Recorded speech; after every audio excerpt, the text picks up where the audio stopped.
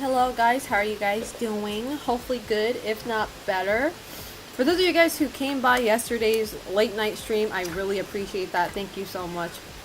Ami seems like she had a great time. I had a great time. It seems like you guys did too. So definitely want to, now that I know that the perception of our dual stream is perceived, I can't talk today, perceived very well. I definitely want to have her back on stream. Well, obviously she will be back on stream while my stay here. Melty, I just fed you. Can you hear the kitty in the background? I literally just fed her. I gave you food though. But what was I saying? Oh, but definitely after I go home, after I get home, I also want to stream with her in voice chat. Like you probably won't see her, but yeah, she'll be in voice chat. Melty, your mom is working right now. Oh, she's such a chatty cat. I love her. She's a Siamese cat, so she talks a lot naturally, even if she doesn't need anything per se. Right now, her mom, aka Ami, is working remotely, so she can come on my stream. I don't know if she'll sit here with me though. Melty, Melty. She is not impressed. She knows I give her food though. I gave her 2 treats throughout this trip, and I gave her 2 actual food. So she knows that I'm the type to give her food. But anyway, how are you guys doing? Thank you so much for the happy birthday. I swear this is probably going to be like the last time you guys need to say happy birthday. So, you know, one funny thing about being a streamer, or like I guess any personality online, is you have people telling you happy birthday throughout the whole week, which I appreciate, by the way. But yes, today is birthday stream. I'm going to do the thing. We're going to do the thing. We're going to decide on who is the best horror game protagonist. I'm not going to lie, some of you guys submitted characters that are not from a horror game, per se. I had to do my own research, okay? I was like, I had to look up if every, like, game that, you know, your character came from was a horror game or not. And a lot of you guys, well, not a lot, but some of you guys submitted a character from a game that has horror elements, but not a horror game per se. So that had me twisting my brain a little bit, but you know, I submitted some random shit. Yeah, I don't expect any less from you, Kiraz. But let me start from the top. Let's see. Impulse Zero, Merc Collector, Malco, Uncle Aaron, Connor. Thank you so much for the tier 1. Oh, not tier 1. I thought you subscribed. Okay, never mind. Moderator for a year? Nah, you've been a moderator forever. I was kidding. I was like, you've been a moderator more than that. But no, I vaguely remember. Yeah, vaguely remember it was around this time. But was it? Hold up. I feel like it was earlier. But whatever, it doesn't matter. Thank you for being a mod for a year. Slavo, Patsana, Mufaka, Pixie Dog, Steve McHugh, Sheepskin Tearway, Purse222, The Sorrow, Kiraz, Uncle Aaron, Kiraz, Drowmer. How are you guys doing? How's life treating you? No, it's my 200 and... Or was it 300? I don't even remember anymore. 329 years old. It gave me a 1-year notification a few weeks ago. Oh, true. How you doing, Franco of Nox? Thank you. I appreciate that. Thank you. Couldn't believe I woke up to 2 Selenas playing Ao Oni. Man, that game... I like that game, but that game low-key hard. The puzzles... Some of the puzzles don't fucking make sense. It's like, how would I know that, you know? Type of stuff. But whatever. We're progressing in the game, and that's all that matters at the end of the day. So we'll probably finish. We'll probably do another Ao Oni stream sometime this week. I don't know when, but whenever Ami is available, we'll do another one because I do want to finish the game with her on stream. So I know, when are you doing a stream watch party? Probably one of these days, actually. Maybe like tomorrow or so Wednesday. I'm not gonna be around because Wednesday I'm going to a event. So probably tomorrow. Probably. Yeah, tomorrow or Thursday, but I'm thinking tomorrow. I'm thinking tomorrow. I'm feeling tomorrow. How you doing, Knurks? How's life treating you? Hopefully good, if not better. I would have never figured out the puzzle where you have to look through the bars. That one, I'm not gonna lie, the hints were there, so I'm kind of an idiot for not realizing that. You would think somebody who's used to playing Resident Evil games would, not even Resident Evil, I'd say that riddle was kind of more on the Silent Hill side, but, you know. I think the puzzle that slightly pissed me off was the doll head one, where you had to put the light bulb in the doll's, like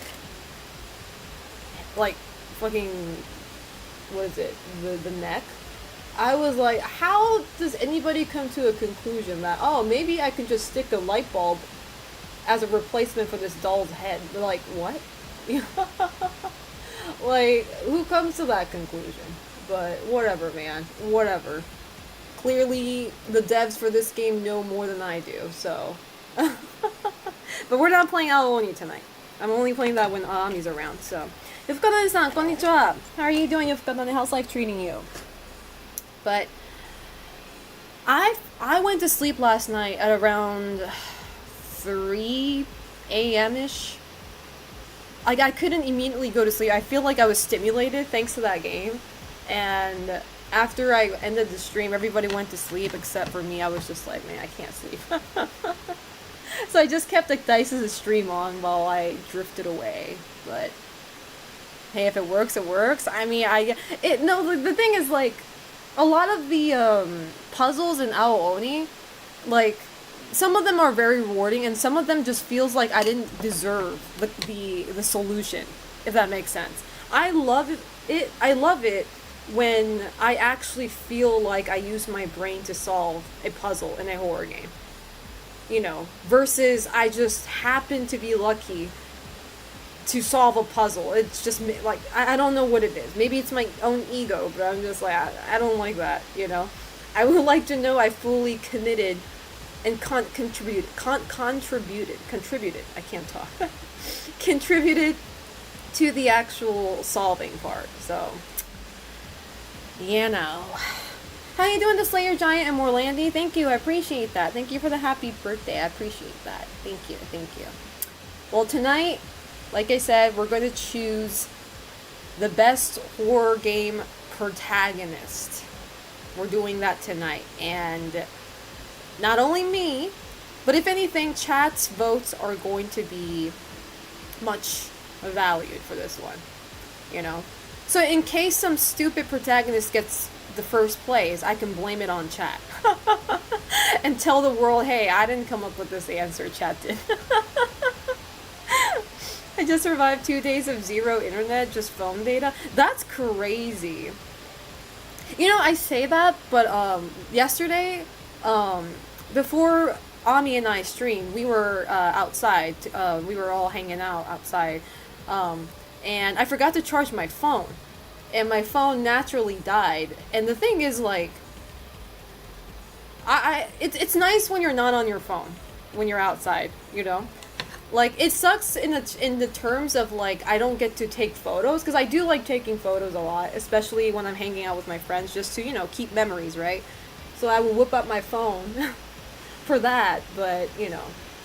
But aside from that, I do notice, just like any other people out there, I do tend to be on my phone a little too more than I would like to, so, you know, it's nice to be off of stuff like that, you know, even if it's just a short amount of time. The horror women are gonna rank up very high, I'm calling it. Steve MacQ, you're not wrong. You're not wrong. I saw you giving the cat the churu. You mean churu. I do that with my sister's cat. That's the thing. I told you guys this before, but, like, I'm like, I'm that auntie, that irresponsible auntie that occasionally comes by and showers the niece and nephew with gifts. I'm like that with the cats too. It's like, if it were my own cat, obviously I would be very careful to what I feed them and like how often I feed them. But just for clarity, I did, you know, confirm with Ami that she's allowed to eat certain amount that I've been giving her. So she's a very Melty is a very she's a very small cat. I wouldn't call her skinny. She's not like, you know, starving to death or anything, but she's not like chubby at all. So I don't feel as scared feeding her. But you know, I have to have her like me, you know? Like, she hasn't done it yet, but I need her to come by and sleep with me. She hasn't done that with me yet. I don't think she has opened up to me to that point. And you know, mind you, this kitty is super friendly, by the way. It doesn't matter if it's your first time stepping into this house, she will approach you. She does not give a flying fuck. She is the most friendliest cat I've ever met. But I haven't won her feelings in terms of us sharing the bed, so haven't had that happen yet. But you know, I hope it happens while I'm here. That's why I'm trying to slowly but surely feed her and, like, you know, kind of, you know, win that position. How you doing, One Atmosphere? Do y'all mind? I'm trying to watch Two Asians, One Oni. Well, that was yesterday. How are you doing? Chris Redfield is gonna win this? Nah. That motherfucker's probably gonna die round one. I remember when you brought some gifts for Poos, Carsey's cat. Yes, I made sure Poos got Japanese snacks because... Japanese kitty snacks, that is. Because I knew at some point... Well, at least Carsey was kind of, you know... vaguely talking about he wanted to live in Japan.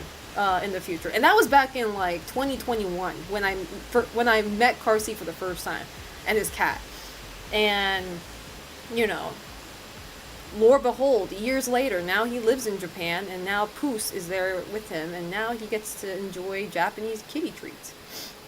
There's diet churros. My cat eats them because they are low calorie, especially during the summer. She likes them frozen. Frozen churros kind of, yeah, it's like Go-Gurt. It's like Go-Gurt if cats, yeah. Welcome back home, Gil. Hello. Melty's been screaming the whole time. I did feed her though, so she should be good to go. Ami just kicked her out of the room, so she's... Oh yeah, it's that time of day. It's that time of day. Yeah, I'm just talking though. I'm not on camera, yeah. Churro popsicles? I never thought about freezing a churro though. I mean, not that I have a cat, so I don't even have churros, but it's like... Oh, speaking of frozen, we have Thin Mints in the freezer. We have what? We have Thin Mints. Oh! Yo! Let's go, Thin Mints! You want some? Yes! Thin Mints. Alright, I need to get Thin Mints first though. Chat first things first, I need Thin Mints. Thin Mints in the freezer. That's my churro. That's my churro. No, you don't act like you didn't get food. You're sitting there like... Yeah, there's this one, there's this one. Thank We keep forgetting about them. Go ham. you. No. Girl Scout cookies for the win. Yeah. Get that thick mint? No, thin is better. You guys don't understand. It's like pizza. Okay, hold up, chat. Do you guys like deep dish pizza? Because I actually don't. I wouldn't say it's nasty, though. Some people go too overboard saying, like, it's shit. I wouldn't say it's shit. It's still good for what it is. But I just don't prefer. I don't like deep dish. Dude, Melton's fat bitch energy is, like, insane right now. Even though she's not. Yeah, she's... Her energy, though. I love them. You love deep dish... Deep dish, I can't talk. Deep dish pizza. No, I like the thin ones, though. I like thin pizza. Thin? Thin crust? Whatever it's called. I like the thin types. Deep dish isn't my favorite, but I like it. That's how I feel, too. It's like... And I feel like... Okay, I'm sorry for those of you guys who live in Chicago, but I'm gonna say this, and you can jump me all you want. But I think Chicago's deep dish pizza is super overrated. Revy, thank you so much for the tier 1 sub for 55 months. I appreciate that. Thank you, thank you. Thank you so much. To be honest, I just like pizza. I like thick crust more. it's not about the crust that I'm talking about. I'm talking about like the whole pizza. Like I prefer it when it's like thin, but I think I like New York pizza way over. Yeah, New York pizza for the win. I'm sorry to y'all Chicago people, but you know. Drummer, thank you so much for the tier 1 sub for 10 months. I appreciate that. Thank you. Thank you guys so much for the resub. I appreciate it. Thank you, thank you. As long as there's no pineapple, any pizza is good. That's true. Alright, let me turn on my camera. Full camera mode activated. How are you guys doing? Thank you so much for the sub. I appreciate that. What's the Chicago pizza? It's... How do you explain it? It's like deep dish. It looks like it feels like a pie, but like a very sloppy one. Boxup, thank you so much for the tier 1 sub for 12-month gift subscription courtesy of One Atmosphere has entered 7 months. What does that mean? Anyway, thank you. I appreciate that, Boxup. Thank you so much. I appreciate that. I hope you're doing well. Thank you. This is the dress that Ami got me in Japan. So I was like, you know what? I'm gonna wear this during my birthday treat. New York and tavern style tend to be my favorite. I don't know what a tavern style pizza is. You should link the Jon Stewart rant on Chicago pizza. No, I'm good. I don't want to hear anybody rant about food because it makes me mad. I'm here sitting ranting about food, but when I hear other people ranting, for some reason it just pisses me off. Thank you, drummer. I'm still getting thrown off by the different background. You think you're thrown off? So am I, as a streamer. It feels really weird and different. I live in New York, so New York style pizza is just all pizza. I mean, I had the Chicago pizza once and it's too much. I was full after one slice. Yeah, it's just... I wish I had like an intelligent way of comparing or describing deep dish pizza. Because I know I said this before, but my first experience with deep dish pizza is actually in Japan, in Tokyo. And theirs are really good. I forget what, it's called Devil's Craft or something. It's a deep dish pizza place that's famous for all sorts of beer. Not like Japanese beer, but I think it's more like a European beer. They serve a lot of different types of beer. So if you're a beer person, you would definitely like that place. I don't drink beer, so it's like, you know, I didn't care about the beer part. But, that that deep dish pizza was way better than the Chicago deep dish pizza I had when I went to Chicago for Combo Breaker. It was like, I don't even know what was going on in the deep dish pizza. Like, it's just a puddle of tomato sauce and cheese and maybe a few pepperoni bits inside. And I'm just like, it felt like drinking. It felt more like drinking than eating. Felt like I was drinking tomato soup with cheese in it. Tavern style is thin crust, usually cut in squares. Oh, okay. I think I prefer those, honestly. The fit is fire. Thank you, the sorrow. I watched your VOD last night. I was passed out by the time you went live for me on the East Coast. No, I get it. We did a very late stream last night. Yeah. The one I had was like 3 pounds of pepperoni under a soup of sauce. Yeah, it's like... Again, it's not bad. But it's not... It's definitely overrated. It's not that great. I'm sorry if you are from Chicago and if you pride yourself on that. I don't know, man. Like, I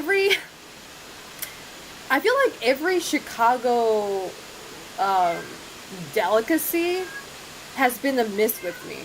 Because I also had Malort, that alcohol, back when I went to Combo Breaker. That shit is the nastiest alcohol I've ever had in my life.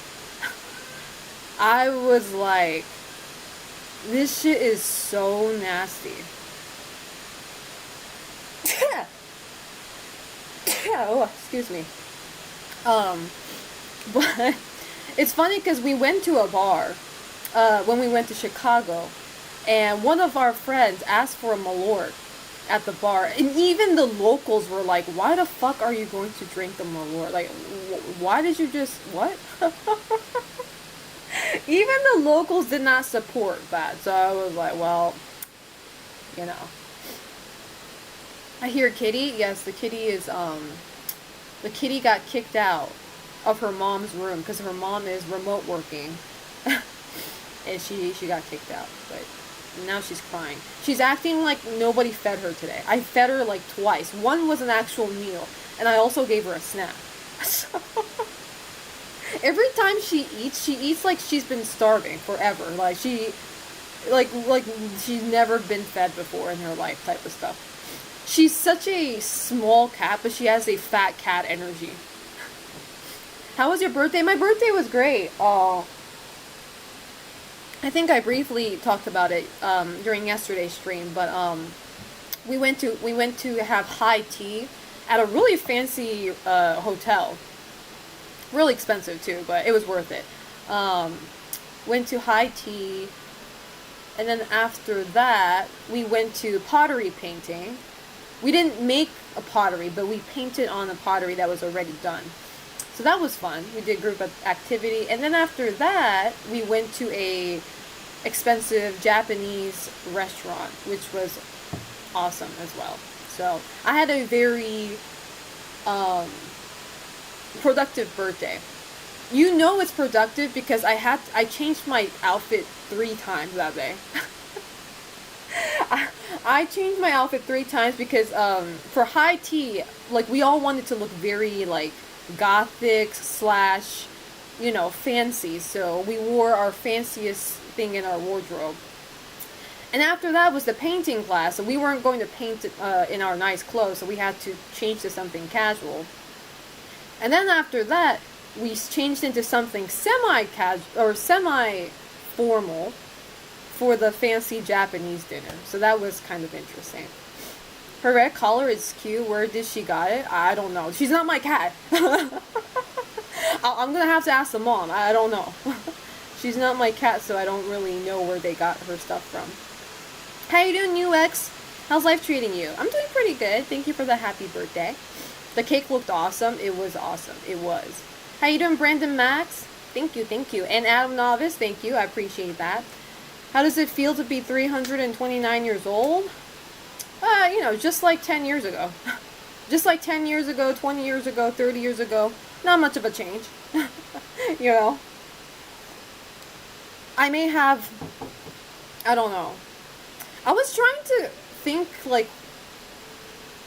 Because, like, sometimes, like... When you're scrolling through your phone images, you would find, like, pictures from, like, 5 years ago or 10 years ago, right? And I try to compare, like, what, if anything, physically changed.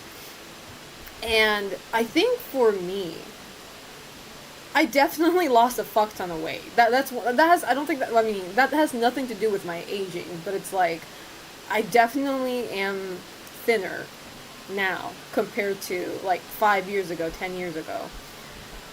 Other from that, like, not to toot my own horn, but I've been putting a lot of work in my skincare, so it's like I don't really see like a drastic change there, but and I was kind of hoping, I don't know why I said hoping, but to get gray hairs at some point, and like I take care of my hair a lot. Like, I really take close care, so it's like I would know if I had gray hair. Like, I can find it immediately, especially since my hair is all dark, so but I haven't found one yet, but maybe one of these days. I told myself if I ever get too, like, obviously if I'm like in my 60s or something, or in this case, let's say 360, like, if my gray hair gets out of control, in the very far future, I want to bleach all of my hair. I want to make it like super like silver, like platinum kind of, like silver color, just like everything. And then I would just rock that, How you doing, MYXY? How's life treating you? Don't bleach, destroy your hair? I already bleached, destroy my hair. What are you talking about? This blue part you see? You think this just happens without bleaching? Absolutely not. I bleach the fuck out of my hair. But the thing is, like, when you're old, I feel like I don't think I've ever met, like, a really old person with, like, silky smooth hair. Because as you age, I think everything starts to get brittle, right? Your hair also starts to get brittle. So like it doesn't hold the shine that it used to anyway. So it's like, man, if I'm 360, at that point I only have like a few more years to live. You know, might as well do fun things, even if I know it's gonna hurt my hair. Lucido, thank you so much for the tier 1 sub for 40 months. I appreciate that. Thank you, thank you. Thank you so much. How are you doing, Lucido? Thank you for the happy birthday, too. You have natural blue hair, obviously. Man, I wish. I'm rocking my gray that is coming in. Gray hair is kind of weird because it's like, I have a lot of friends who have like gray hair ever since they were young. Like, you know, not fully gray, but obviously, you know, but, you know, parts of their hair is like gray or white ever since they were like a teenager. I don't know what kind of like, I don't know if that's genetics or if, I don't know what it is, but it's like, I don't know. I think they look pretty cool with it, but I feel like if you have like minimal gray hair, but it's still noticeable, it kind of just makes you it makes you look like a tired person in general. You know what I mean? Like it kind of starts to make you look dull, you know, tired, a little bit of raggedy, you know. Had nothing to do, so slept all day. How old are you now? 329. The keratin wears out? Exactly, yeah. How you doing, Luska Doidado? 日本語本当に話せますよ。The question is, can you 日本語話せる？日本語全然喋りますよ。Premature gray does run in families? I see. Like have gray in my goatee and sides of my head? Yeah. I don't know, it's like... Because sometimes I would see people who are younger than me, and they have like bits and pieces of like gray hair, and like sometimes they look a little tired, even though they're probably not. I don't know. I don't know how to put it. I can't Nihongo hanashimasu very well. ペラペラ。喋れますよ。喋る機会がないだけで。そう。喋る機会どんどん作りたいんですけどね。なんか私の友達で配信者の方が私と同じバイリンガルでハーフなんですけど、両方こうなんていうの、無駄なく話すんですよね。英語で何か言った後にすぐさま日本語で話すみたいな。私もそれができればいいんですけど、日本語を話すの忘れちゃうんです。I would take going gray early versus losing your hair. See, that's what I'm scared of, you know? Like, obviously women have higher chances of, like, having, like, well, women lose hair too, but it's really rare that women go bald or, like, you know, we lose so much hair to the point where it's, like, really thinning out. But it could still happen, so... It's like, yeah, I hope I don't bald. Unfortunately for my brother, he has the balding gene.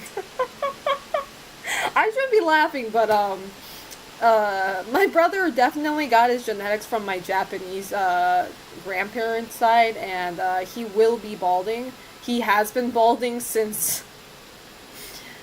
it's kind of my brother's fault because like my brother when he was like from 15 years old to I think at least 17 or 18, he was obsessed with slick back hairstyle. Like he would pull all his hair in the back and he would like, you know, harden it with gel.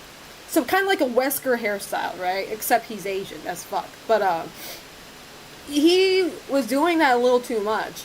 And like his forehead, I think my brother is the type to recede from his forehead. Not from like the center or anything, but, like, it's the forehead recession, like the Vegeta style, too. Because not only does my Japanese grandpa has the balding genetics, but my dad, I don't know what my dad looks like now, but my dad, by default, already had a big forehead. And I think my brother got that big forehead gene from my dad, so it doesn't really help. Your brother only had 7 minutes? Yeah.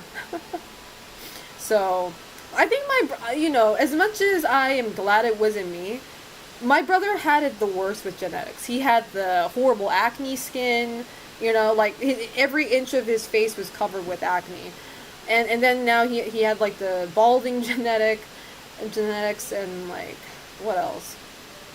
Yeah, my brother had all the bad skin hair type from our family, which I'm glad I don't have any of that. I'm not gonna lie.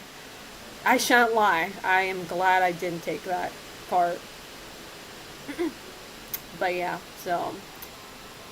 Other from that, I don't know. Getting older every year doesn't feel much now, thankfully. I'll let you guys know when I start feeling like back pains and stuff like that. Thankfully, I don't have back pains. I do have shoulder pains though because my posture is like dog shit, you know? Because like when I'm sitting, I'm just like, my head just like goes in the front, you know? Oh my god, the Ghetto Works, thank you so much for the $25 donation. I appreciate that. Thank you, thank you. How are you doing? I appreciate that. Thank you. I will be using that $25 for a nice cup of coffee. 2 coffees, actually. Thank you so much. How are you doing? My grandpa is 73 this year, and he has a few white hairs. Like, literally, he had black hair till his 60s. My mom, too, she's 49, and she went to the hair saloon, the hair saloon, a few days ago to cover the 3 white hairs she has. Man, it does seem like a pain in the ass, because like my mom, she's definitely getting the gray hair type. I think she started getting white hair in her 40s, I think, and she had a bad habit of like plucking them out. And I get it if it's like 2 or 3 white hair, right? But like she's been having a lot. She would pluck them out. I was like, I don't think that's a good way to. You're gonna start getting bald spots at that point. How you doing, Cook for Souls? How's life treating you? To be fair, you're a gamer. If you had good posture, I would question your gaming card. Yeah. Well, I don't want gaming posture though. I try to stretch. Well, I haven't been stretching during this vacation, but I try to stretch at home, like when I wake up. Whenever I'm awake from my slumber. You can buy Dino Crisis with that $25, or Kiraz, I can use that $25 for something that is actually worth it, unlike Dino Crisis. Have you ever thought about that? How are you doing, Uni? Thank you so much. I appreciate that. How are you doing? Is it salon? You always thought it was saloon? No, it's salon, not saloon. Oh, it's not my birthday today. My birthday was 2 days ago, but this is my birthday stream, so. But thank you. Thank you for saying that. Arigato. Another copy of RE0? Fuck no. Fuck no. Dino Crisis 2? I've never played 2. I don't even know what 2 looks like. I don't even know what 2 looks like. How you doing, Big Tone? Thank you so much. I appreciate that. Thank you, thank you. How are you doing? How is life treating you? Beard also makes you look old as fuck. I shaved my 2-week beard and went back to... You know what's funny is, like, sometimes you can never tell. Like, I feel like there are people out there who look better with a beard versus when they shave it. And then some people it's vice versa, right? Like, they look better when they shave it. So it's like, I'm glad I'm not a guy who has to worry about that. You know, like, do I look better with facial hair, or will I be fucked up, or would I look chopped if I actually shaved everything off? You know, just because it's like looking younger doesn't equal looking attractive, right? So. Oh. How you doing, Psycho Nerd? Watching Spider-Man. I'll be back later. Have fun. 2 is great. I don't know. It's very hot here. It's very hot here too. It's very hot here too. I think you guys can hear the fan. I have the fan on. Yesterday, me and Ami were streaming without the fan. I was like, why am I sweating? Oh, because we don't have a fan. Some men look better the more their face is covered. How are you doing, sweet fish? Yeah, I don't know. It's like, I feel like because I lived in Japan for over a decade, um, I'm not used to, this might sound weird, but like, I'm not used to being around somebody with facial hair. Because you guys know, like, Asians suck at having, like, facial hair. Even if they wanted one, like, sometimes, like, most times, they grow out patchy, like, facial hair, so it doesn't look good at all by default, so they just don't even try. But also, Japan is a little bit weird. In a lot of companies, like, let's say you're working for, like, a rather decently known company, a lot of places would tell you to shave your facial hair.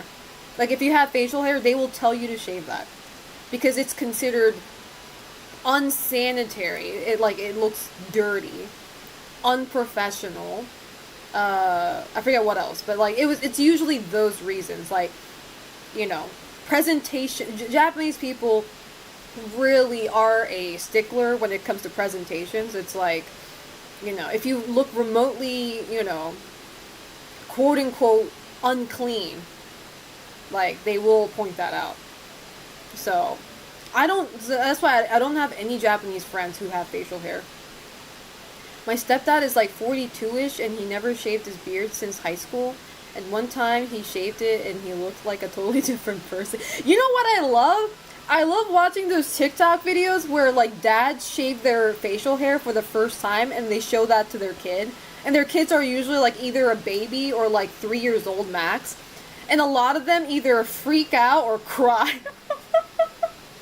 Because they're like, wait, you sound like my fucking dad, but you don't look like one.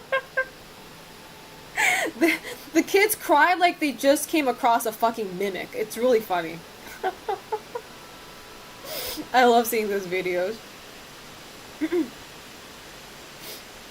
How you doing, Unprofessional Luis and Sodium Lord? How's life treating you? And Zero, how's life treating you guys? And Sekai-san, how's life treating you? Thank you. Thank you for the happy birthdays. Did you see Hideo Kojima had a cameo in a movie? I did. He looks very different, yeah, without the facial hair. Damn, I missed the sweaty ABG strip. Fuck off. I don't like beards, you mean? It makes me feel itchy and dirty. I don't let it grow at all. Everybody has preference, right? You know? Some people want to grow it, some people don't. It's like when you smell different to your pets, they freak out and think you're someone else, yeah. Beards are men's form of makeup. I guess. Yeah, you're right. I see it more like beards. A man's beard is equivalent to my bangs, you know, because my this part of my hair is like a part of my face. It's no longer a part of my hair. This part is a part of my face, and it's very crucial. I'm Latino and I live here since I was children. Sometimes I feel bad having my facial hair on. People look with different eyes. In Latin America? Isn't, like, having facial hair pretty normal down there? Why would anybody look different at you? 俺の英語はちょっと悪い。すまん。すまん。すみません。すみません。I saw those TikToks. The wives are either super into it or they tell the husband to get out. Show us what's behind the hair. I used to have, like, I think I said this before, but when I was in high school, like in fucking Kentucky, so you can probably guess how horrible the demographic of people were in Kentucky. But when I lived in Kentucky, I had these bangs ever since I was like 16 or 15, right? And I don't know how boring of a fashion life these girls had, but like there was a girl in my class who was like, Selena, flip your bangs over. Because for some reason she thought my forehead starts from here. Because this is where my bang starts from, right? So she thought my forehead was so big that it started from here. So when I actually moved my bangs, she looked like she was half bummed out that I had a very normal forehead. Like she visibly looked disappointed. I was like, bitch, are you stupid? Do you like Like, how does anybody think that's how hair works? Because, like, if you look at a guy's hair, let's say you just see, like, I don't know, let's say there's a guy in your class that has the same hair length as Tom Holland, right? And a lot of guys' hair literally starts from here. Like, the bangs all come down here and stuff like that, you know? It starts from here. I never see anybody saying that to a guy, though. Like, move your bangs, dude. Like, let me see that big fucking 7-ass head. Like, do people not know how hairstyles work? ボスに対する振る舞いは注意しないとならない。そう。そう、ダメですよ。日本語、初対面の人に日本語で話す場合は、すまんじゃなくてすみません。私、ネットだろうがどこだろうが赤の他人にタメ口で話す人無理なんですよね。だから私もなるべく敬語使おうとはしてるんですけど、たまにねちょっとテンション高くなってタメ口になっちゃう時あるんですけど。Having a beard in Latin America is fine. The thing is, when you have long hair at the school and office jobs, I had a few problems with HR once because that is, like, see, I'm not too surprised with that because that would happen in Japan too. Like, if you're a man and you have, like, long hair, HR will pull you to the side and say, look, bro, you need to shave. Unless you're in the game industry. I will give you that. Unless you're in the game industry. I worked in the game industry, and the game industry, the most lax place. Everybody has, like, colored hair like I do. Some people have tattoos. A lot of guys grow beard that's super fucking long. Grow their hair out. Fashion-wise, you can also pretty much wear anything. Obviously, you know, you can't be too unprofessional. Wear, like, super short skirts or, like, your cleavage is in, like, full display and shit like that. But the video game industry is the most I don't give a fuck type of industry in a good way. How you doing, certified nose hair braider? I like your name. How are you doing? How's life treating you? And the Dream Sea. Who else came in? Lars Gizmo. How are you guys doing? 真面目ですね, but you are right. You damn right I'm right. I'm Brazilian too. Recognize the adoidado in your username also because Japan had a lot of Brazilians. I have no idea what that means. I keep my forehead always shown. I don't like hair laying on top. So that's the thing, like, when you do get your fringe for the first time, it does feel weird because you constantly have hair up here, and it does bother me sometimes. I mean, I'm used to it by now, but it bothers me when I have to fix it after, like, a really strong wind blew it away. How you doing, Katsu Don-san? How's life treating you? What's one horror game you're looking forward to? I got two. Resident Evil Code Veronica and Silent Hill Townfall. Which Townfall is coming out next month, so. My guess is that men with long and facial hair is due to industrialization plus war. Hair gets caught in machinery. Well, I mean, that's not the case in other companies, though. You know, obviously, if you're doing, like, a blue-collar job, like, you're not allowed to have long-ass hair, yeah. But, like, you know, even in, like, corpo work job, you know? Like, the higher you are in status, though, in the company, the more freedom you have, which is pretty fucking accurate. So that's why, like, if you go to, like, a Japanese company and you see a guy with facial hair, and he's wearing, like, a pretty fancy suit, you can probably tell he's probably in a pretty good position at his workplace. That for having such freedom.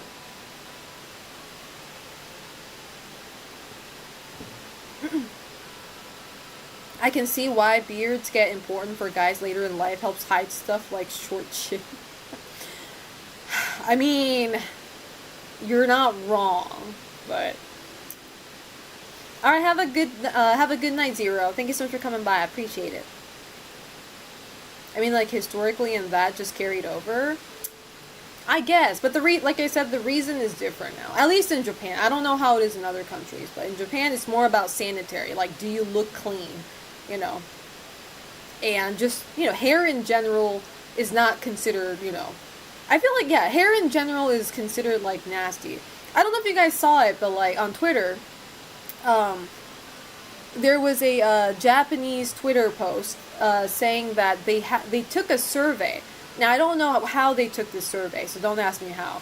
But they took a survey in Japan asking how do you feel about leg hair? Because I think they were trying to make it like I think they were trying to normalize allowing men to wear jorts for work because it was that hot in Japan. Like every fucking summer it's so hot to the point where the country starts talking about maybe we should let certain, maybe we should change our policy a bit and let men wear jorts to work, if it means to, like, stay cool and stuff like that.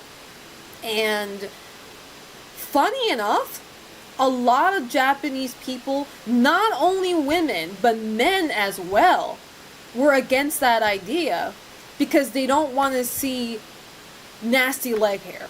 Like, that was literally the reason. And you would think it would only be from women, but no, even the same sex, even men themselves are like, I don't want to see another dude's leg hair, so no, I don't want this policy. I thought that was... So Japan is very, I don't know, like I said, stubborn about things like body hair and stuff like that, yeah. They could shave or wax, but they won't do it. Some Japanese men do, actually. A lot of them do, actually. The Japanese version of looks maxers, they absolutely shave everything, including their armpit hair. Because they want to look like a Greek statue, I haven't shaven my leg in 40 years. No, the thing I didn't like about this post in general was there were so many men. I'm gonna say men because I'm guessing they were men, but like so many men under this post reply were like how can people say that? It's like body hair is normal, it's a natural thing. And it's like, you would never say that if this was the other way around. Like, these same people will say women having leg hair is nasty, women having armpit hair is nasty. It's like, you can have a preference, but can we at least be consistent and not hypocritical about this? It's like, you're totally fine with not wanting body hair on your, like, potential partner. But, like, can we put both sides to the same standards then? Like, what are we doing here? What are we doing here? And there were literally men in the replies being like, well, men and women are different. Like, women aren't supposed to have leg hair and shit like that. It's just normal for women to not have leg hair. And I'm just like, are we dead ass right now? Are we dead ass saying we were supposed to be born without, leg hair? Looks maxing... Is the looks maxing goal in Japan? No, I don't know about that. They probably balk about ladies with armpit hair. And again, so, like, if you don't want armpit hair on your potential girlfriend, that's valid. Again, that's, that's your own, taste, your own preference, but it's like, the hypocrisy. How you doing, I can't talk today. CFE Viper. Makes no sense because lots of girls love men with with hair. Lots of women think men with shaved legs is not manly at all. Well, maybe in your culture. In Japanese culture, I can only speak from my Japanese culture standpoint. There's not a lot of women who like hairy man. I'm just going to be straight with you. Japanese women, in general, do not like hairy men. That's just how it is. That's the beauty standard in probably like in East Asia in general, but it is a thing in Japan. You are not attractive for the most part if you're hairy. I'm not even joking. So, and obviously that's not everybody. There certainly are Japanese girls who would like a hairy guy, but that is definitely not the majority. Definitely not the majority. To be honest, I also shave my armpits 3 times a year. It gets gross and you don't sweat as much. Yeah. See, I honestly don't care either way. Like, I don't care if my partner shaves. Like, if he's the type to shave his legs, his armpits, like, go for it. Like, I don't care. Like literally, I'm like that doesn't change anything for me. But I mean, some people, some people have armpit fetish. Who knows? And they like it when it's bushy. So, you know. How you doing, Sokuro? How's life treating you? Respectfully, I'm only okay with one set of body hair on a girl, especially if I like them. Well, the thing is, that's okay. That's okay. The only time it doesn't become okay is when you find a girl weird for wanting the same on a guy. You know? Like, if she does, what if, if a girl doesn't prefer a guy with armpit hair, she's allowed to say that. Because men get to say that about women, so it's like, why not both ways, right? So, ずっと愛知県育ちなんですけど、ブラジル人にはヒゲを褒められるのに日本人の感覚もあって、ヒゲを生やして外に出るのが微妙に恥ずかしいんです。文化の。気にしなきゃいいと思いますよ。うん。他人にどう思われようが、好きで生やしてるんだったら好きで生やしゃいいし、好きで切りたきゃ好きで切ればいいんですよ。もうそれでいいの。もうね、人がどう思ってるとかね、そんなの考えなくていいですもん。そんなことやってたらね、寿命いくらあっても足りないですよ。Is it true that McDonald's is so much better in Japan? I mean, I'd say so. Yeah. I had McDonald's in the U.S. for the first time in years, like recently, and it was still edible. It was still good, but it definitely didn't feel as fresh as the ones you get in Japan. Only thing I hate about shaving is when the hair grows back and it's so prickly, so you have to keep shaving forever. Yeah, or you can, I don't know, brute force your way through it and let it grow out. I'd shave and trim anyways. It's all about taking care of oneself. Yeah. I can't shave my facial hair at this point. I'm trying to hide the weak points of my face shape with my small beard. I mean, and if that's what you want to do, that's what you want to do, right? I don't think there's anything wrong with that. How you doing, Paper Yasura? Thank you so much. Thank you so much for the happy birthday. Arigato. Thank you so much. I don't shave my armpit hair, but at the same time, I don't try to show off my armpits much. Yeah, I don't know. All I'm saying is, as long as you're not hypocritical, as long as you're okay with women not shaving and making a huge fucking deal out of it, It's like, if you're not gonna shave, women don't gotta shave either, So, but anyway. Speaking of shaving, I recently once again came across a TikTok video of a man shaving his eyelashes off. So I think this was like a Middle Eastern thing. Like, you know how Middle Eastern men in general, they have like really long lashes, which everybody is jealous of, by the way. Everybody wants those lashes. But they were specifically doing this procedure of using like a electric razor to shave the eyelashes so that they can look more masculine. Because, like, the long lashes make them look too feminine, so they didn't want that, so they just, that is, like, the most heart-wrenching fucking shaving video anybody can come across. It made me so upset. Like, so many girls would kill to get those lashes, and they were just, like, shaving it off. I brute forced it. One time a girlfriend just wanted to see what I'd look like without leg hair and shaved my legs. She jokingly made me a mistake and to undo it. Damn. Yeah, shaving eyelashes. Thank you for not growing out your beard, Selena. You're welcome. You're welcome. I need more tribute. Thank you. Can you imagine a beard but styled like her hair? Hey, if I were a man, I would grow like a long fucking beard and like bleach it and like color it blue.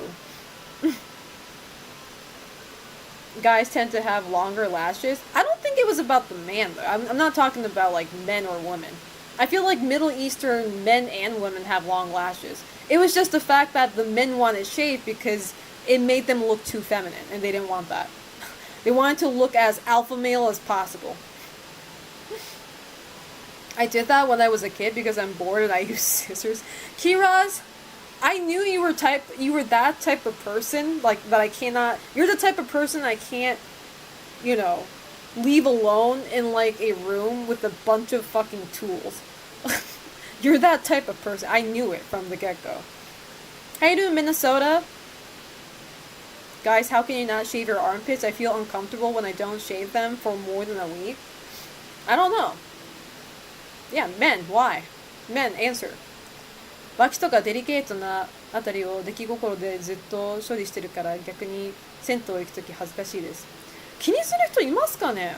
なんか、そっちの方がおかしくないですか？なんかその、銭湯行って、全員裸で、自分の脇をずっと見てくる人。そっちの方が怖いと思いますが、そっちの方が逆に恥ずかしいことしてますからね。いちいち他人の脇の毛の処理したかどうかなんて見てない。見てる方がおかしい。But with like black and blue tones would be dope. True. I have long lashes from my father's side, interestingly enough. Me too, though. I know I said this before, but like my dad is the typical, you know, blonde hair, blue eyes, white guy. And he has like my dad's eyelashes are like a fucking camel's eyelashes. It's crazy. Like you can't really tell because it's all blonde, but when you look close up, it literally is like fucking camel eyelashes. And thankfully, I did get long lashes from my father's side because Asian eyelashes are always short. So I'm very grateful for that. The ultimate, like, one of the ultimate praises that I get is, recently I had a friend ask me this, but a friend looked at my eye and he was like, are your bottom lashes real? And it's like, you know, your lashes are serving if people are talking about your bottom lashes. Because bottom lashes do tend to be shorter than the top one. But I do have long bottom lashes too. I was like, that is the ultimate praise that I get here and now. How you doing, Bujanga-sana? How's life treating you? Hopefully good, if not better. How are you doing? I tried cutting my armpit hair, but it just makes my armpit irritated. Yeah, like, obviously, like, the armpit is like, what is it? Like a very delicate zone in your body. Plus you rub it against each other a lot, right? Just by living your day. So it's like, if you do shave it, you definitely want to use like a aftershave, like cream and stuff like that to make sure, you know, it's lubed out. Okay, my bad. Not lubed out, but you know, like, moisted. Moist it out so no friction will happen when you know, move too much of your arm. My mom saw it and got shamed. Wait, shamed for what? Oh, the fact that you cut your eyelashes? Man. These nuts, that's why? I don't get it. Once I cut bangs in my hair and they looked horrible. I regret not doing research about how bangs behave with... Yeah, see, so that was me though. When I first cut my bangs, I was literally like 14 years old, and my dumbass, like, my hair, once again, for those of you guys who are new, my hair is not naturally straight like this. I use a lot of product to make it look straight, and I use, like, hair iron, right, to flatten it out. I have naturally wavy hair, and my dumbass was watching too much anime when I was a kid. And I wanted those anime fringes. I wanted the bangs that these anime girls had. And, you know, little did my dumbass know, it doesn't work out too well with the wavy hair because it just goes all over the place. And, you know, that's what happened. So, because I didn't have a hair straightener at the time. My mom wouldn't buy me one because it was too dangerous. I got my first hair straightener when I was like 15. And that's when I was able to finally start, you know, have a decent looking bangs. I am doing fine. It has been a good day so far. I've just been going through messages. Good to hear though. Good to hear you're doing good. I have no idea how to say atopy English. Atopy. You gotta know what I don't know what atopy is in English either. 。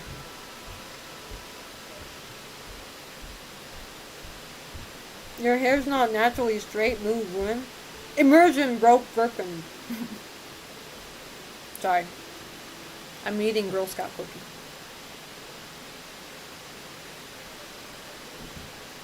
Give me a second. My mouth is dry.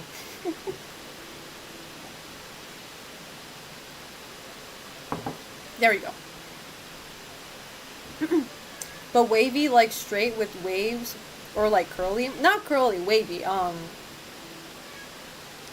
my hair is not even like the pretty wavy hairs, you know?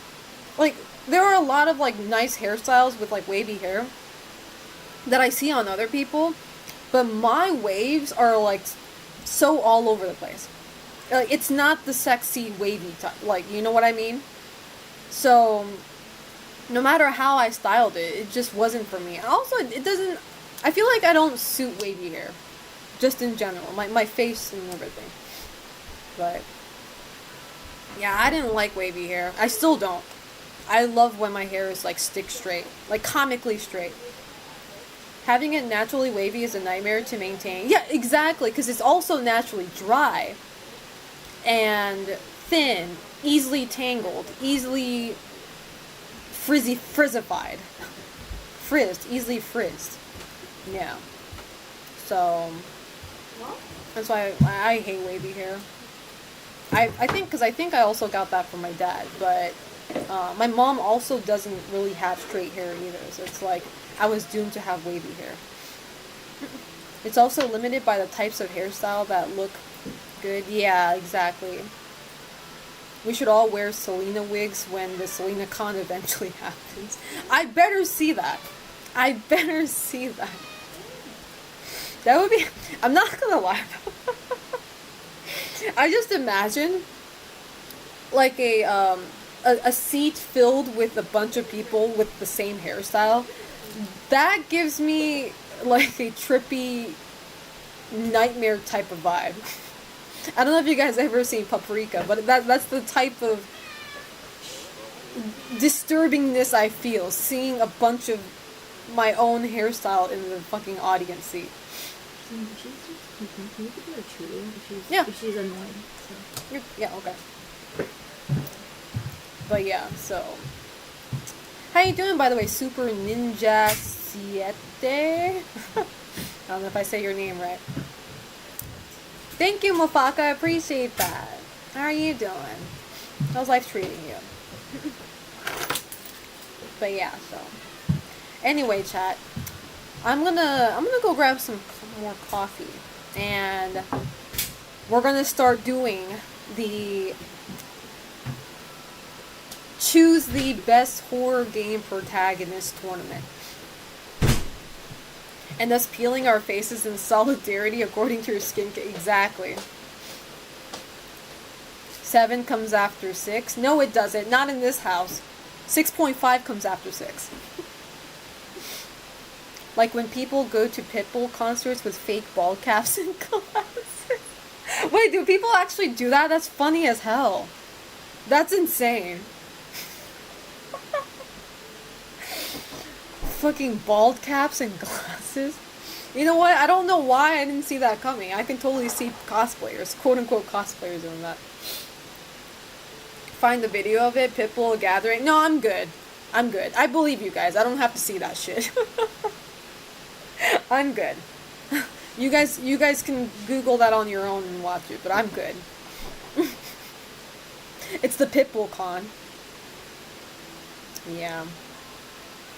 But anyway, I hope all the people who contributed to the best horror game protagonist. No, I'm good. Okay. Yeah, thank you. Okay. Whoever contributed to that, I hope you guys are here, because some protagonists, like a lot of the protagonists you guys submitted are from games I've never played before. So I would look at them and I was like, who is this again? So it's like, I need you guys to help me out, because the name won't be displayed. There's only going to be a picture of them, so I need you guys to help me out here. So, Arturo Techno, thank you so much. I appreciate that. Thank you, thank you. How are you doing? But give me a second, chat. I'm going to go grab some coffee. Hold up.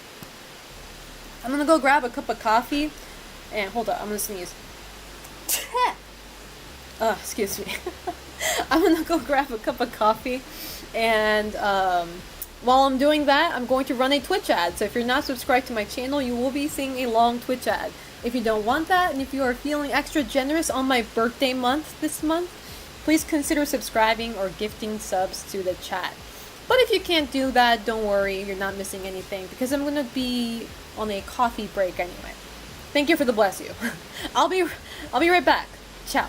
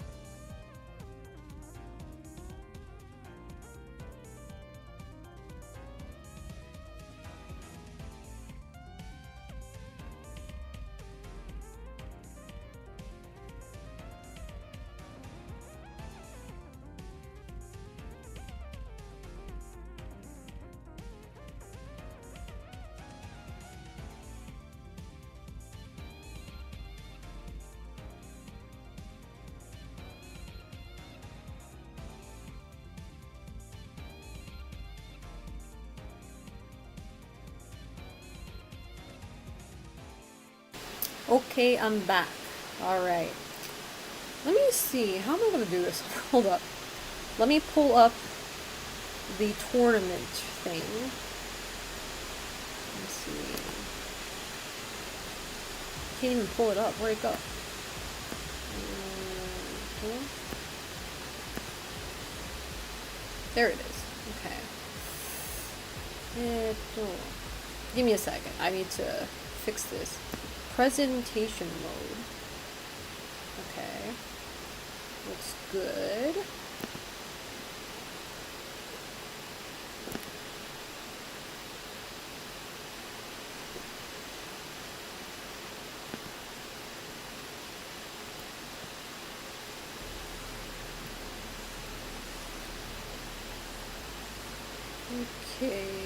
Give me a second. I'm struggling. There you go. How you doing, Carl? How's life treating you? Hopefully good, if not better. Alright, are we ready for choosing which horror game protagonist is the best? Let's see. Did you post the link in chat? You cannot do that. You cannot. But you're not in trouble, don't worry. Thank you, FlameEXE. I appreciate that. Thank you, thank you. Okay, let me share screen. Okay. It's pretty big. Let me fix it. And so share screen. I'm gonna make this a little smaller. I don't know why this shit's so big though. You know what?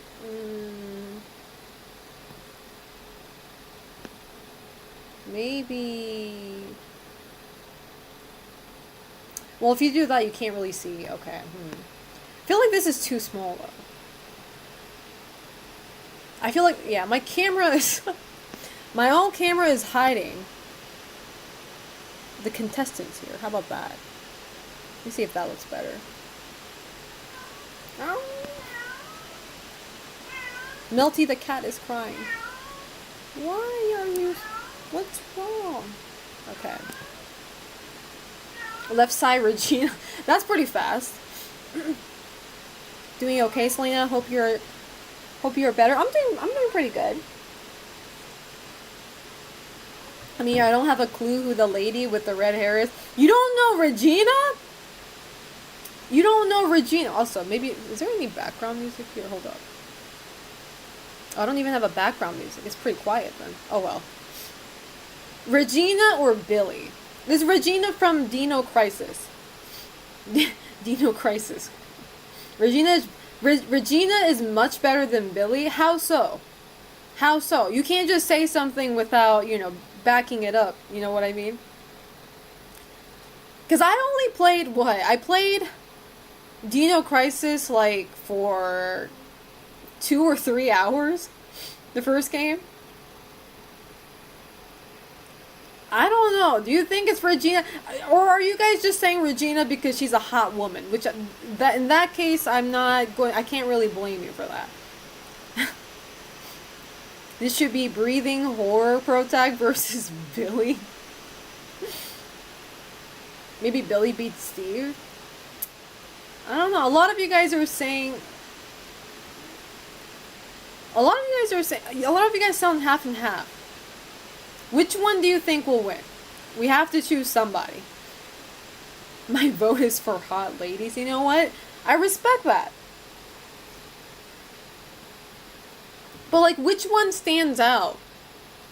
Which one has a more strong presence in the game? Like, just in general, I guess. Like,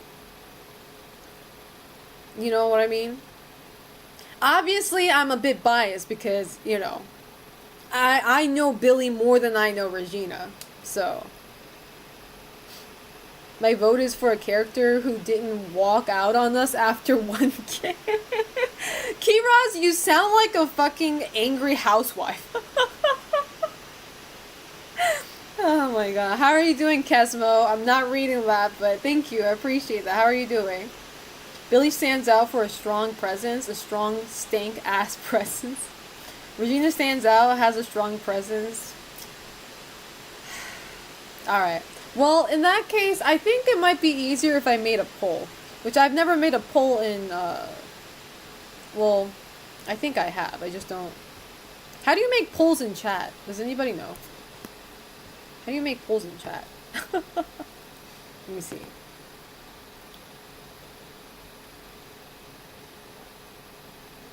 I don't see it. Maybe not here. I don't know. Regina stands out, has a strong... I already read that. Regina literally stays calm and adapts, unlike other protags who I mean, that could be applied to Billy too. Billy wasn't shook. He was pretty fucking chill. You know? That same logic kind of applies to this man. I mean, I will give you a link But no, no links, please. There's got to be a way without doing that. Yeah, I don't know how to make a poll. Billy's only value is for me to objectify him. Malco, I'm disappointed, but at least you were honest. I'm not happy, but, you know, at least you were honest.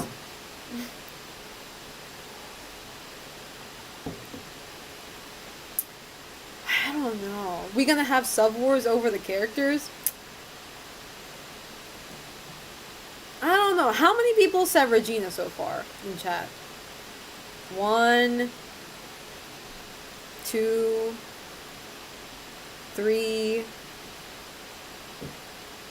4. More Regina than Billy? Alright, whatever. If you say so. If you say so. Alright. We're going to go with Regina. Next. I'm sorry. I know I chose this picture on purpose, but it's just funny when he's right next to this fucker right here. Super chill. Ethan Winters. Ethan Winters versus who the hell is this again? This guy's either from is he from Callisto Protocol? Because I did play Callisto Protocol like for 4 hours, but I don't remember what the protagonist looks like. Apparently just /poll should work. But what do I type though? You know what I mean? After that. Welcome back, Misahiro. That is Ethan Winters, okay? He's just the big chillin' right here. I mean, we could definitely go for Ethan, right? I don't think it's even up for debate. Like, which one's a better protagonist? Like, let's be fucking real. This dude has 2 games of himself. I don't know about this guy, but... Oh, he only has 1. You're only in Callisto Protocol. This man is in 2 games. Ethan Winters... Yeah, this Ethan Winters is dead. This man is actually the first Resident Evil character... Well, I don't know if... Yeah, first. First Resident Evil protagonist who was dead the whole time. So... I'm just saying. I didn't realize Johnny Cage was a protag of a horror game, but if I pretend this is Ethan... This is Ethan Winters. Alright, let's go with Ethan then. Alright, next. This is the lady from Alien Isolation, right? I forgot her name. She's from Alien Isolation, if I remember correctly. And this is, I always forget her name. Not Miku. That's her daughter. I forget her name. But this is the girl from the first Fatal Frame game. Isaac Clarke is the best one. That's not Isaac Clarke, though. Amanda Ripley. That. Amanda Ripley. Versus... This one's hard because, like, at this point... You guys don't let the games overshadow this. Or, overshadow the true intention of this tournament. The main intention of this tournament isn't which game is better. It's which one is a better horror game protagonist. So you have to keep that, you have to take that into account. And the reason why I emphasize this now is because I know a lot of people are going to like the Fatal Frame girl, just because Fatal Frame is more of a stronger horror game, I think. But you got to think to yourself, is she a good horror game protagonist? By your definition. I vote girl from first Fatal Frame. But Fatal Frame peaked at 2, so I may have to go Ripley here. See, I don't even remember, so like, when I played I can't talk.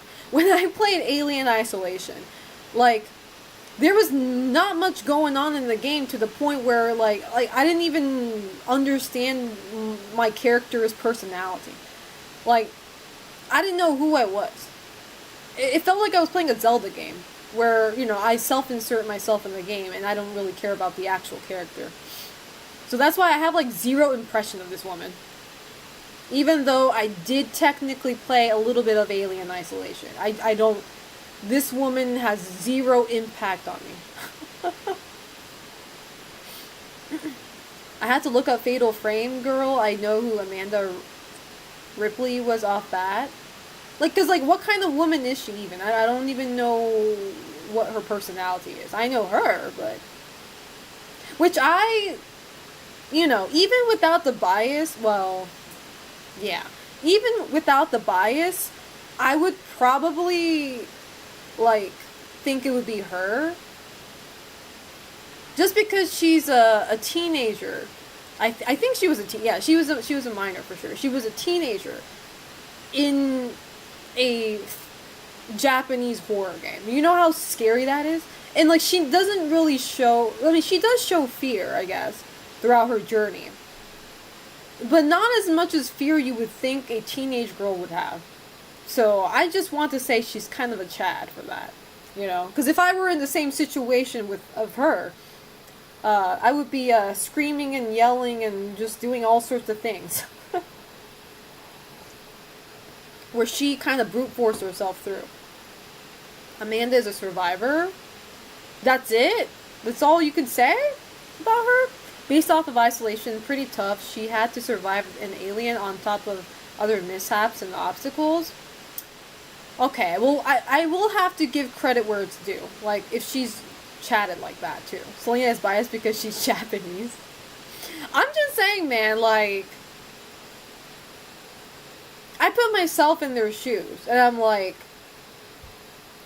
a part of me feels like I can, like, okay, I might be, over-exaggerating my potential, but, I feel like I can survive an alien situation more than a fucked up rural Japan ghost situation. Like, if I had to go up against a ghost, I think I'm cooked. Is what I'm trying to say. I think I would be really cooked. There's nothing, I like, especially, I'm more of a brute force person, and you can't really brute force your way through ghosts, I feel like I'm cooked. Compared to the alien situation. The only Amanda rule is Ellen Ripley, daughter. Not sure if she had a kid. I have no idea who they are. I mean, Butch, special forces lady with badass kid versus aliens against a little girl with no training, no weapons. Versus ghosts and demons and crap. The alien was the fucking xenomorph? What? I don't think you would survive a xenomorph coming. I think I can. Compared to a ghost coming at me. I feel like we're comparing the two, by the way, okay? Like, I know in reality I will die in both situations, okay? I'm not that dumb. I know I'm gonna die in both situations. But in which situation would I survive longer? Is what I'm saying. I feel like I might slightly survive a few seconds longer in the alien situation rather than the ghost situation. There's a reason a handful of characters survive each film. Yeah, it's called writing a story that suits your fucking narrative. How are you doing, by the way, Genei-jin? Xenomorphs can snuff out hiding places, meaning no place is ever truly safe. And that's why I'm saying I know I'm going to die in both situations. You guys are ignoring that part. I literally admitted, yes, I will die in both situations, okay? But I think I will survive the xenomorph few seconds longer than a ghost, okay? Because a ghost can find you wherever, okay? Because it's not even about the physical form. They sense your astral energy or whatever that shit's called. They can see through walls, I bet, too. So it's like, they can easily find your ass. Probably faster than the xenomorph. Yeah, I think you survive longer against ghosts come at me. I don't know. I'd walk through a ghost. Only if it worked that way, right? Miss, thank you so much. I appreciate that. How are you doing? Thank you, thank you. Alright, so who are we going with, though? We have to decide. We have to decide. Who should we go with? Type in the name or the game in chat. Let's be real. Ghosts versus aliens. Who wins? Ghosts? Because, like, if we're going by the definition, if we're going by a publicly known belief, you can't even touch the ghost. For some reason, the ghost can touch you. Or, you know, more like, I guess, touch your energy and suck it out. Like, you can't really fight against a ghost unless you're a shaman or something. Ghost? I think majority on Miku. Thank you, Juju the Kid. I appreciate that. Thank you, thank you. Thank you so much. Amanda? Voting little Asian girl. Majority's on Miku. Ghost can't suck? Probably. Always remembers if there's something strange in your neighborhood, who are you gonna call? The police? Naturally speaking, the police should be the first place you call, you know? I get it, like, I see a lot of people when shit hits the fan, they would, like, call their boyfriend or call their parents. It's like, girl, call the police. First things first. But, alright, well, we'll go with Miku then. We'll go with her. Seems like more people liked her, so... Alright, Heather Mason versus, what was her name? God, I forgot her name. The girl from, Signalis, there you go. What was her name? I forgot her name. Ghosts can make you see shit that can make you lose your mind. Yeah. Time to make Selena watch Ghostbusters? No, I don't want to watch. Elster. That's her name. Heather. There's 3 Heathers in chat right now. 2 Elster. Jane Signalis. What the fuck? This is a critic. These are 2 tomboys. 2 tomboys against each other. Heather, she fight with God. That's so true, though. That's so true. Heather technically kills God.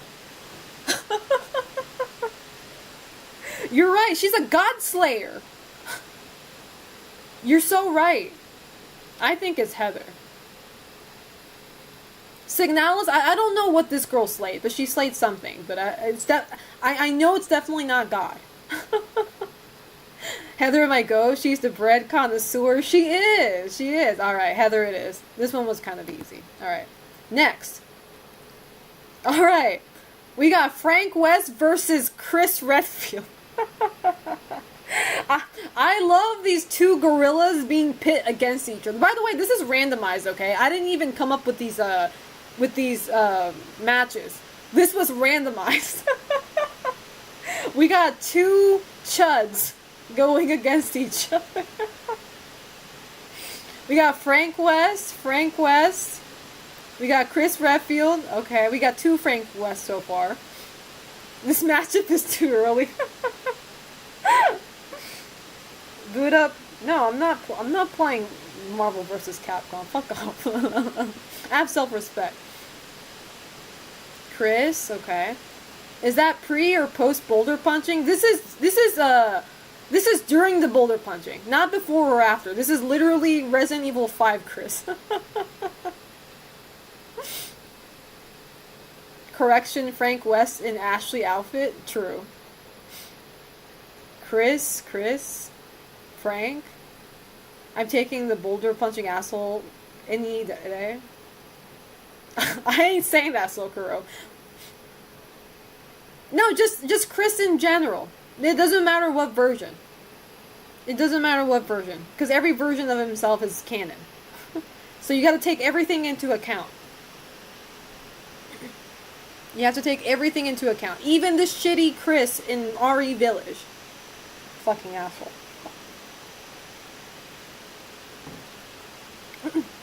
Boulder punching Chris jobs Frank all day. I guess it's safe to assume that whoever's on this list, it's basically their entire history. Exactly. It's them in the whole video game franchise history. You gotta take that all into account. Frank can kill you by spitting on you. True. But what makes you think Chris can't do that? He just never tried, you know what I mean? Yeah, Ethan, I shot your... Ethan. I can't tell you why we're doing this, but we're doing this, and you just gotta deal with it. You're going Chris? Frank defeat Doctor? Roxo? Well, it does seem like a lot of you guys said more Chris than Frank, so I think, unfortunately, as much as I want to say Frank, seems like more of you said Chris, so I think we gotta go with Chris, unfortunately. Unfortunately. Alright, it's Chris. Next.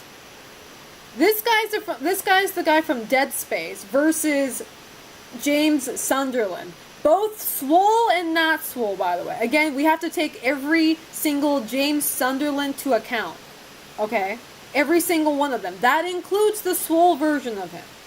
Okay? So, now we got the two goats here. Who are we voting for? One Isaac, one James. Two Isaac. Three Isaac. What the hell? You for real? Well, to be fair though, I will say this though. You guys are probably not wrong because, I don't know, it's like, I feel like James is a really good horror game protagonist in the sense of he is very flawed. So, like, if we're taking that into account, I feel like he is a good protagonist. But if we're focusing on which one's stronger or like which one's, you know, stuff like that, then it might be more of an Isaac, but it really does heavily rely on what is your definition of a good horror game protagonist. I'm going to vote James for reasons I can't say since Selena has not played Dead Space. Oh, so you're choosing James because Dead Space lacks something. But as a Protag, James is far more memorable in one game than Isaac is in 3. See, that's also a good point. That's also a good point. It's like, did these characters leave a mark in you? You know, like, how memorable were they? Because James is pretty damn memorable to me. So, but again, I'm a bit biased, of course, because I've never played Dead Space, so I don't know about this guy at all. The Dead Space guy. Isaac, there you go. Isaac is awesome and like a miner thrown in a crazy situation and comes out stronger. Isaac is the space Leon. Does he say corny shit too? All Jimmy did is kill his wife. You know what, Malco? You are very rude for saying that, but you're not wrong. All my mans did was kill his wife. He killed Eddie too, okay? Mind you. No, there are issues with Isaac that hurt him here, but discussing that as spoilers, oh, okay. Isaac is more capable to confront dangerous situations, but James works best in horror because there's a little bit more depth. I feel like James would also confront dangerous situations, and he has. This man literally jumps in the fucking hole where he can't even see the pit. Who the fuck does that? There's a hole. Do you want to jump? Yes. Okay. Like, my man's go out of his way for his wife that he killed, so, you know? Gotta give credit where it's due. Hold on, Isaac is a mix. Is Leon and James? Is Isaac also depressed? James likes to fill holes. James just likes to probe holes. Well, okay. I feel like a lot of you guys did say Isaac, so we're gonna have to go with Isaac. As much as I'm sad saying goodbye to my swole white man here, we're gonna have to go with Isaac. Dexploder, thank you so much. I appreciate that. How are you doing? Thank you. Alright. Now it's Regina versus Ethan Winters. We're closing this side of the bracket very soon. Ethan versus Regina. What a crazy sentence to say. We got two Ethans. Isaac is in the police as a system engineer searching of his girlfriend in the hell. What? So Isaac was looking for his girlfriend while James was looking for his wife? They're kind of based for that. Except, you know, James kind of killed his wife, so... Okay, we got 3 Ethans. Ethan, I love redheads, ladies, but is Ethan? Is this supposed to be who's the better horror? It's who's the better horror game protagonist. It has to be a protagonist, not any characters. It's a protagonist thing. Regina, remember Selena has not played Dead Space? Ethan? Okay, a lot of you guys said Ethan, so we're gonna have to say goodbye to our hot Ronald McDonald. Goodbye, Regina. Alright, the ultimate horror game. She's like me for real character showdown. Miku versus Heather Mason. I have to say Heather Mason though. Definitely Heather Mason. Both of these girls are fucking brave as fuck for their age. They're probably the same age too, honestly. They're probably 15 or 16, somewhere around there. But they are both a Giga Chad for going through what they do without losing their mind. But I do think Heather has a little bit of more oomph to it than Miku. Heather. Yeah. I'll go with Heather. Yep. Seems like a lot of you guys said Heather, so Heather. Alright. Next. Chris Redfield versus the Dead Space guy. This one I can't even judge. This one I can't even give my 2 cents. I can't. Chris Redfield, Chris, Isaac, Chris. Chris is winning so far. Miku takes pictures, Heather takes names. Yeah, I like that. We got more Chris, okay. Is Chris a good protagonist though? Chat, I don't know if I can agree with you guys. Like, realistically, I can only choose Chris because I only know Chris. I don't know this guy, but... Mesa Hero's like, fuck you guys. Now, let's not get salty over the results. Alright, Chris it is. Alright. Ethan Winters versus Heather Mason. A dead fungus guy versus a fatherless teen.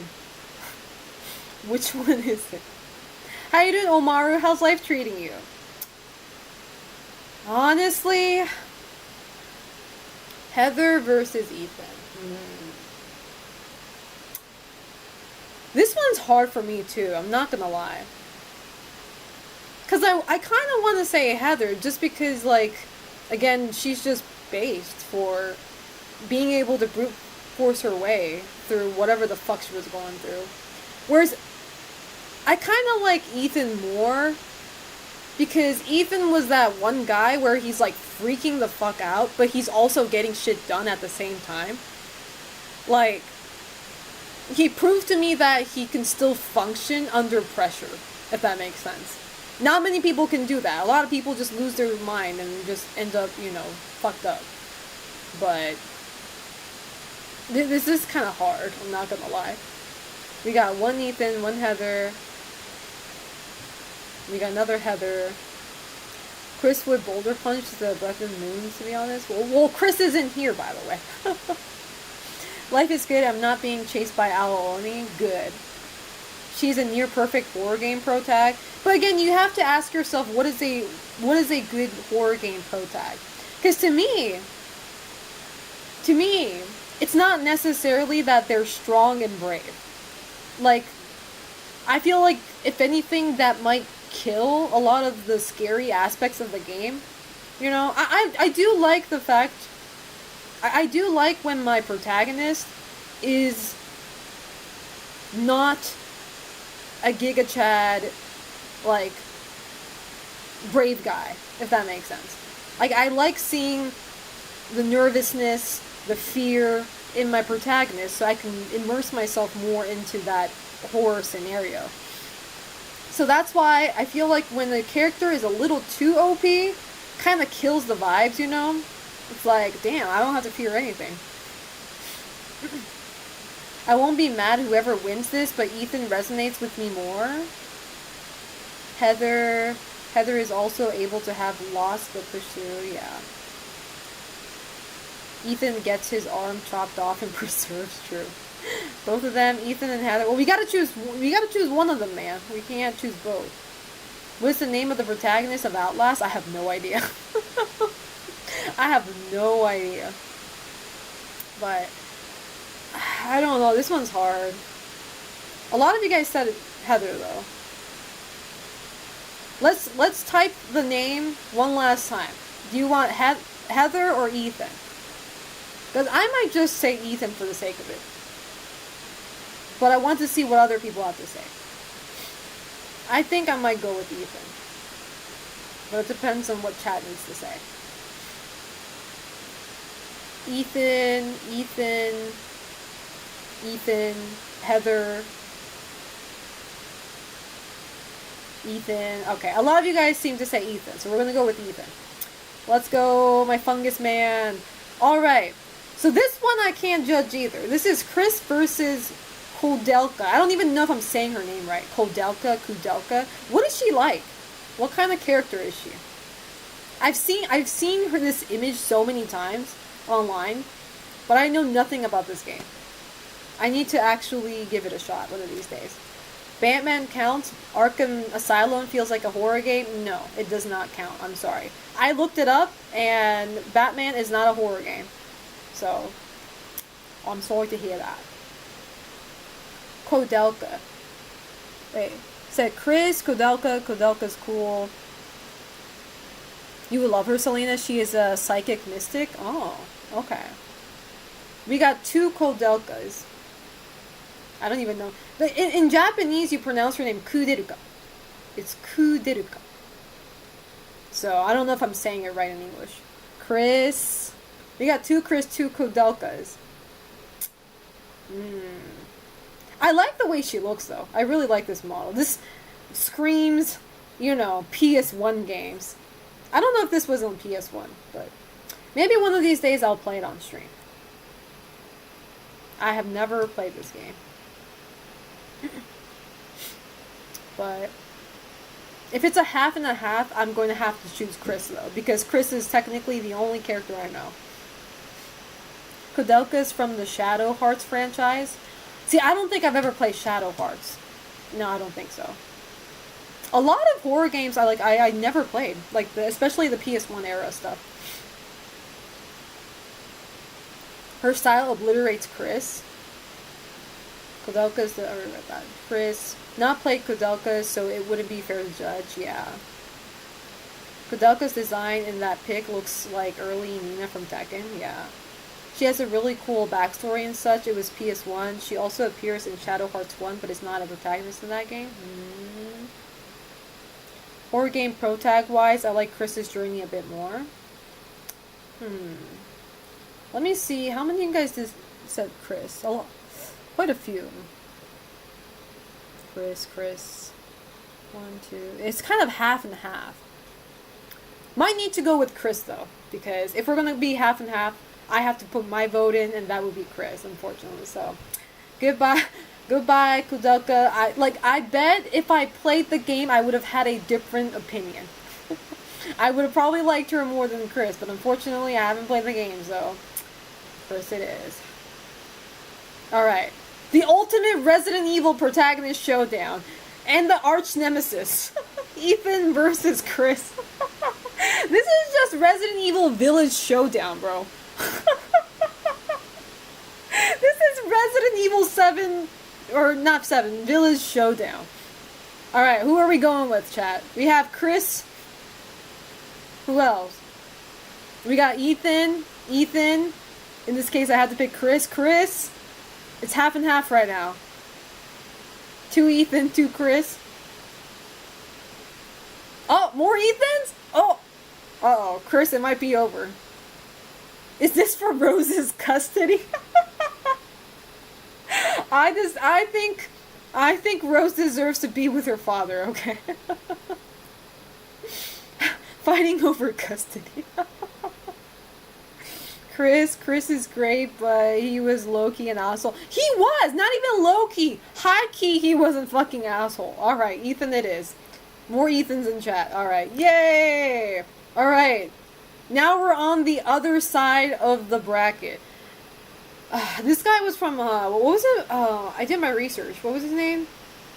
He has like a girl name. So for this battle, I actually don't know. And I don't know either of these characters. So it's more on y'all, okay? You guys need to make this decision. I have never played Galarians. Rion? Okay, Rion's the name apparently. I don't know about this guy though. I have no idea who they are.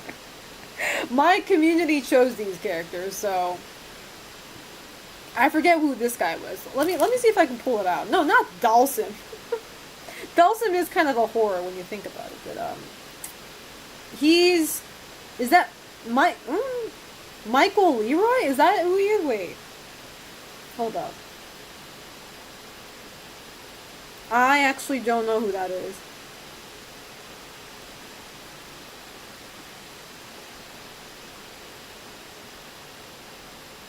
Yeah, Michael Leroy from Shadow Man. Who fucking voted for this man? Michael Leroy from Shadow Man versus Rion from Galarians. No, not Leroy Jenkins. How you doing, by the way, Rodriguez Jr.? How's life treating you? Yeah, I have no idea. It's funny because I didn't even know Galarians was a game until recently. I thought it was like some like superhero comic book. I mean, I picked Leroy only because I played the game. Was it first person? What was? You're doing alright? That's good to hear. His legal name in this community will now be Michael Leroy Jenkins. No. I've heard the name Shadow Man, but I have never heard of Shadow Man before. I swear some of you guys know the most niche fucking horror games. Like, I've heard of Galarians, but never Shadow Man. I play Shadow Man, but I never heard of the other game, so my vote goes to John Shadow Man. Seems like a lot of you guys are saying Shadow Man. I can't believe, like, I thought Galarians was, like, popular. Because I hear that name a lot. Alright, this is Constantine from Constantine. That's his name, right? Constantine? This is literally, you know, what's his face? I forgot his name. The actor. He's literally the guy from Cyberpunk. John Constantine. Keanu Reeves. There you go. That's Keanu Reeves. And this guy, on the left, I believe he's from Fear and Hunger. I could be wrong.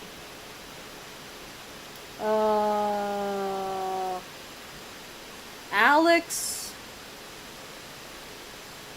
Wait, is there an Alex? I don't think there was a... Wait. No. Daniel... Oh, Amnesia. Oh, yeah. Daniel from Amnesia. Alright, so we have to choose between these two. Once again, I've never played these games, so I don't know. Daniel's better. John. I'm Keanuing Reeves. It looks like a half and half so far. John, Constantine, Daniel. I might see slightly more Daniels than I do Constantine, though. Constantine is an asshole, but a good asshole. I've only seen the movie, and the thing is, like, I've only seen parts of the movie, so I don't remember the whole movie. I kind of want to rewatch it. Because I do like movies that are themed with, like, angels and, like, devils and stuff like that, demons. I like that sort of topic, so I should play the game, too. Is the game good? Hard to believe we had 2 Keanu games on PS2. True. Daniel had pretty fucked up backstory. Constantine can just BS his way out of... I mean, he's Keanu Reeves, right? He can bullshit out of anything. Constantine, because I know nothing about the other guy. Amnesia is good. I do kind of want to play Amnesia. Daniel had to contend with far more with much less. Okay, I see. Well, I guess we'll go with him then. We'll go with Daniel then. Daniel it is. Next. Alexandra... Hold up. I think she's Alexandra. Alexandra Roivas?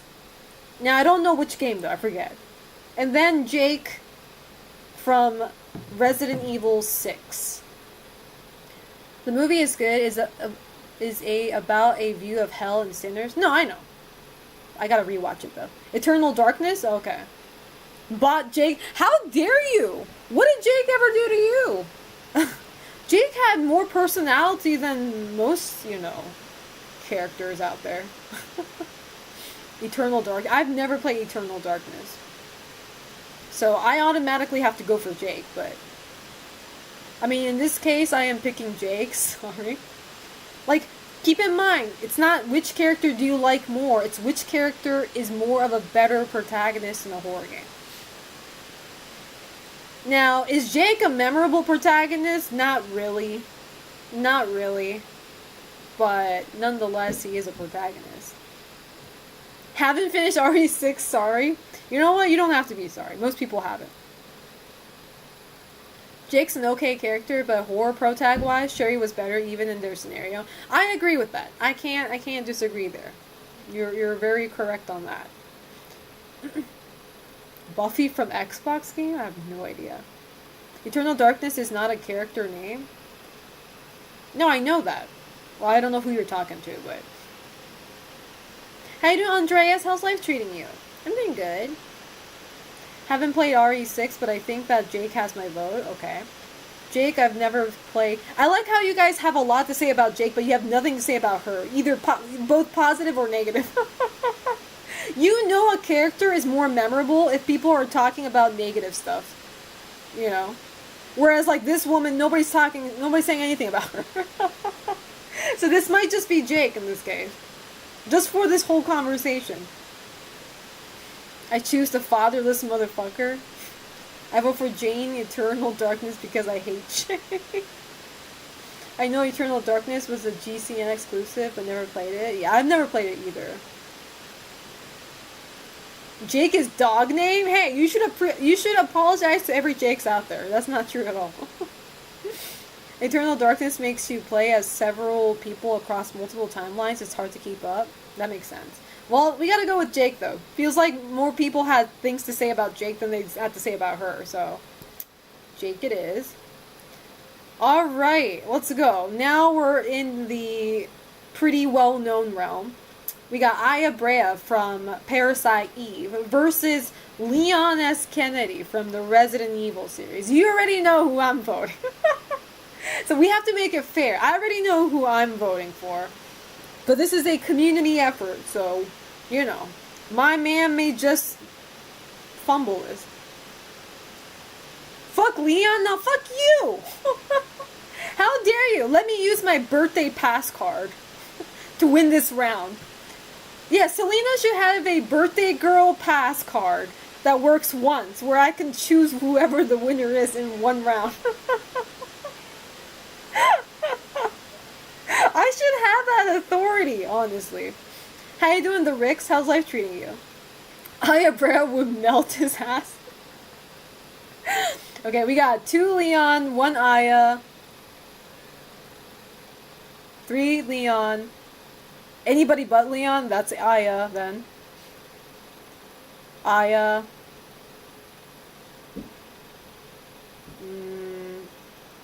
Leon. We got 4 Leon and we got 3 Aya right now. Uh-oh, 2 Ayas? Now that's 5. You guys are traitors! You know I want Leon. You know I want Leon and y'all are being a dick to me. Let's be for real, guys. Who else is the cream of the crop? Exactly!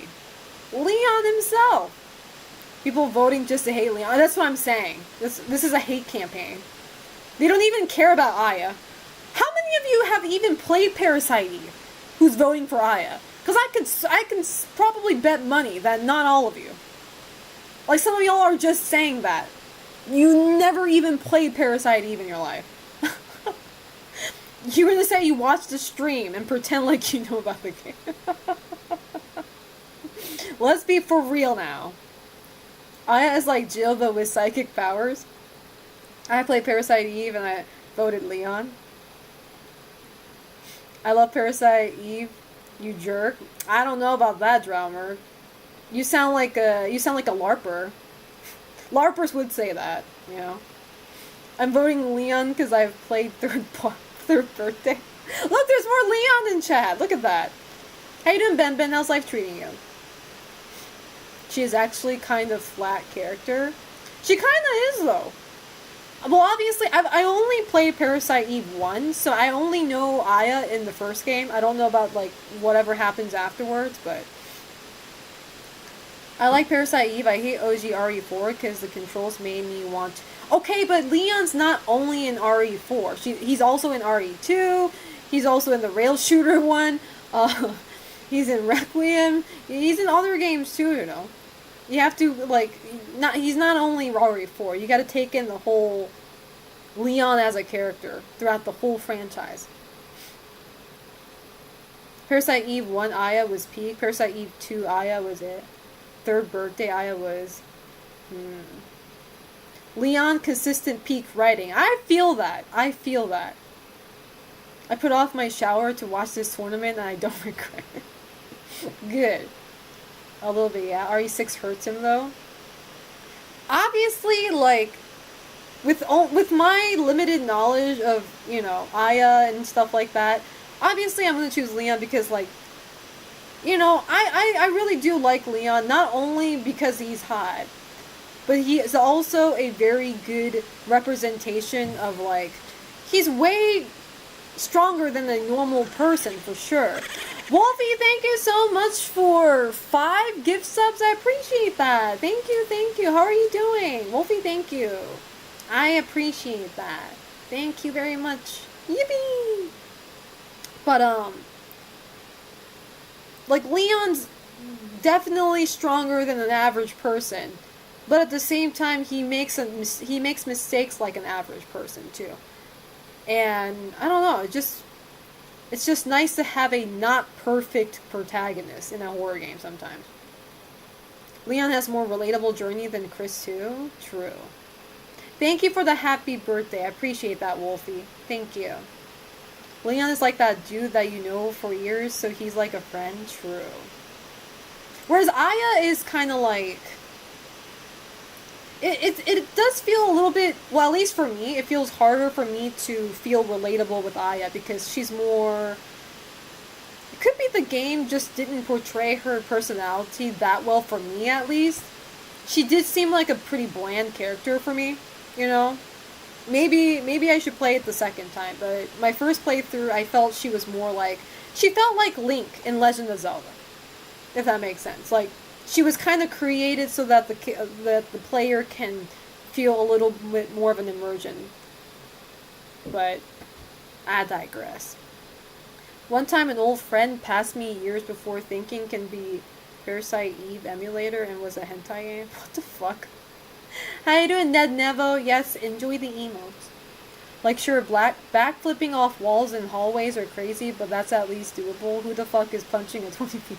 True. Well, seems like more people are rooting for my man Leon, so totally not my bias, but we're gonna go with Leon. Alright, next. Now, I added Alucard because I actually did my research, and apparently Castlevania is indeed a horror game. It is genre-wise a horror game. So, I decided to add Alucard to this tournament. So, it is Alucard versus Jill. Now, who are we going with this one? We got a vampire versus a baddie. Alucard, Jill. I only know the characters that are in Dead by Daylight. I was going to say, is Jill in Dead by Daylight? No, she's not. She's not. Alucard, well, no, not Alucard. Not even Alucard's in the book. Dracula is, though. Jill. We got more Jill. Jill's a great character, but Alucard's writing is so fucking peak. True. Okay, never mind. There's more Alucard. I'll go with Alucard because he has hundreds of years of experience. Well, yeah, inevitably he will be having more EXPs. You're right. Castlevania enemies are really gross and good.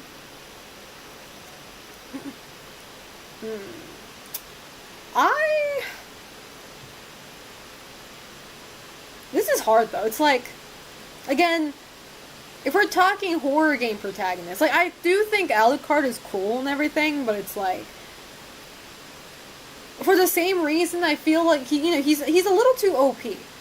Like if you were to stick Alucard in the world of Resident Evil, like he would dominate the whole fucking city, bro. Like he's just too he's unrealistically too strong for me to enjoy the horror game anymore, right? So for that reason, just because I can feel more fear through playing as Jill, while also feeling the accomplishment of, neutralizing, zombies as a mortal. Thank you, Tyler Terracide. I appreciate it. Thank you.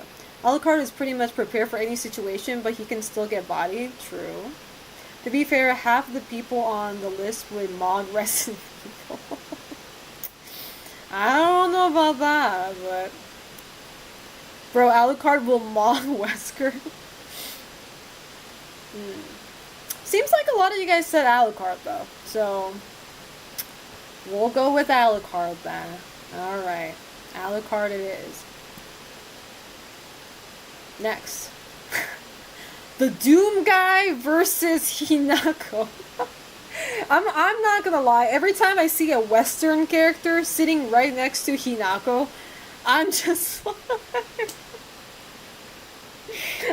like yeah, it's like we gotta kill them, Hinako, and Hinako's like tsunami, sushi, ramen, and then he'd be like, Hinako, we got no time for that. Doomslayer guy. Really? Over Hinako? Are you sure about that? Are we actually positive about that? Hinako kind of chatted though. Hinako kind of OP, I don't know. How you doing, Cat Link? How's life treating you? Hopefully good, if not better. Hinako mogs Doom guy for real, dead ass, no cap, joy. She does have her fox form, She got the little Animorph moment going. Sorry about that. I'm voting Hinako because she is the only character in this one that is actually in a horror game. That is not true. Every other games were also horror games, okay? Life is good day by day. Love to hear it. Hate me, Selena-sama, but Doomslayer is a beast. Really? Hope birthday has been fun. It has been. Thank you. His name is literally Doom Guy. He is not a character. He is a meme. And Doom is not horror. I mean, you say that, but I think you're only saying that because you don't find the game scary. But technically, Doom is categorized as a horror game. So, whether we like it or not. So, I don't know. I'm obviously biased, and I feel like Hinako is a better protagonist. Because, again, we're not talking about who's stronger, chat. Because if that were the case, I would name this tournament who is the strongest horror game protagonist. Except that's not the name of the tournament. The name of the tournament is the best horror game protagonist. So, I feel like you guys are choosing the Doom guy just because he's probably stronger than her. RE stopped being horror for me after RE4, I'm sorry. Well, horror is subjective. Doom guy took down entire planets, he's OP as hell. And then that's why, and the thing is, that's not the point though. That's not the point of this tournament, Because, like I said, in my definition, a good horror game protagonist is somebody who isn't almighty strong. Because at that point, it's like, nothing's scary at that point. You're playing a character that does not give a fuck. And is too fucking strong. I like when my horror game protagonist has that anxiety and that fear, but still brute force their way anyway. Like, you see that they're actually scared out of their shits. But they still proceed and do their shit, you know? That's the type of horror game protagonist that I like. Or at least that's what I feel. How you doing, Psycho Nerd? How's life treating you? Welcome back. Hinako actually had to endure stuff. She went through a lot of torture. She cut her own fucking face off. I don't know if you guys remember. She cut a part of her face off. She sawed her own arm off. And she also got, what is that called when you get your when you get burned with like the metal stake? What was it called? She burned her back too. She went through a lot of torture. I don't see the Doom guy getting tortured. The Slayer had a lore about him and then roll about the war of hell and heaven. Who is the better character, Hinako or the guy that legit don't even bother giving a name to? I really have to give it to Hinako, but... Branded, yes. Hinako got a fucked up plastic surgery. Except it wasn't plastic. It was furry. But... I don't know. If you guys want the Dooms guy, we're gonna have to vote for him, but... I'm just saying, man. To be honest, this one angry American guy and one angry Japanese girl, both dangerous. The Slayer had tortured in the new games. Actually, the Doomslayer did undergo a lot of torture if you read the lore. We're not talking about reading lores, by the way. We're solely talking about video games. We're not talking about any external sources. Only the video games. But, you guys said the Doom guy, so we're gonna have to go with Doom guy. Alright, Doom guy. Next. Whatever the fuck this guy was versus whatever the fuck this guy was. This guy was from what again? Damn it, I don't even... Amnesia. This guy's from Amnesia. This guy's from, Slender Man. No, not Slender Man. Something Man. Something Man. Shadow Man. There you go. Shadow Man versus... What, I don't even know this guy. We're gonna go with Daniel from Amnesia. This guy's from Amnesia, which Amnesia I definitely want to play, so I'll see this guy in my future playthrough. I don't think I'll ever play whatever this game was, Shadow Man. Okay, a lot of you guys said Daniel, so I don't think we need to stall on this one. Daniel it is. Jake versus Leon, let's be real. Let's be real now. I don't think I even have to ask you guys. I don't think I have to even ask you guys. Get that Jake out of here. What are you talking about? This is bullying. This is bullying if I ever seen one. This is bullying if I've ever witnessed one. Fun and useless fact. In fact, Slayer was kicked out of his squad because he knocked out a superior's teeth for abusing a recruit. Well, that's cool, but I don't think that really defines a good horror game protagonist. Alright, it's Leon. It's Leon. Next. Alucard versus the Doom guy. I mean, look, if we're talking about who's stronger, like you guys were saying about earlier with Hinako, it's gotta be Alucard, right?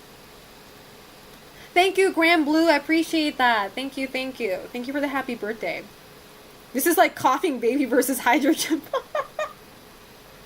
Alucard 100%. 100%. Alright. That wasn't even the competition at that point. Alright, we're coming to an end though. Daniel versus Leon. Daniel from Amnesia versus Leon from Resident Evil series. I mean, I already know mine, so... Daniel. Kiraz, you're just a Selena hater. Just say you hate me. It's okay. I still vote Daniel. That's crazy!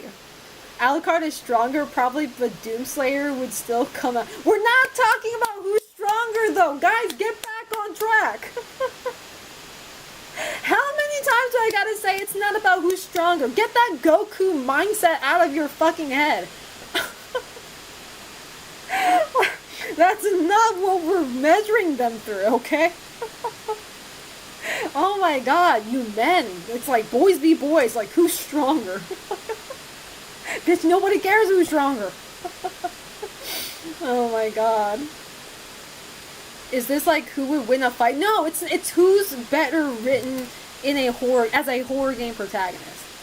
It's not about who will win the fight, okay? I heard you're pretty strong, exactly.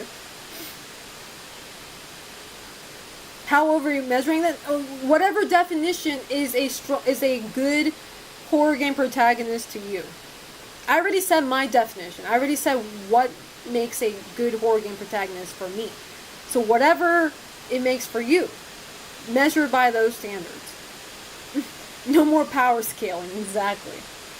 Leon.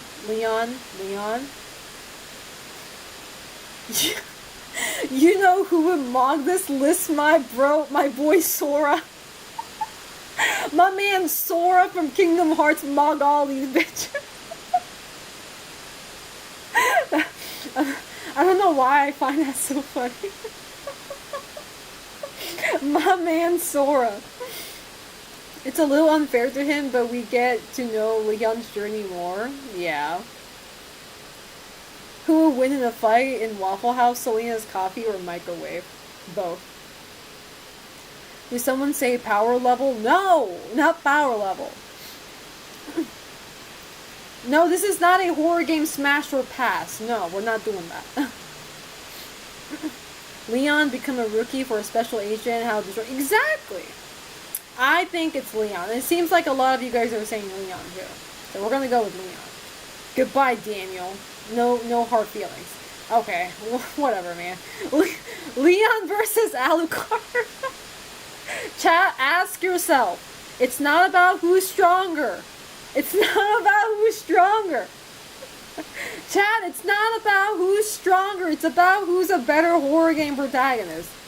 Ask yourself again. Ask yourself again. You guys are totally basing this off of who's stronger. All of y'all who are saying Alucard, you guys are not taking into account about how well I mean, Alucard's well written too, I get it, but if you've seen the Castlevania anime, Alucard is such a good protag. I don't like the anime Alucard. I was literally talking about that with Ami yesterday. I don't like the anime Alucard at all. Leon is more kind. Thank you, Diablito Kawaii. Thank you.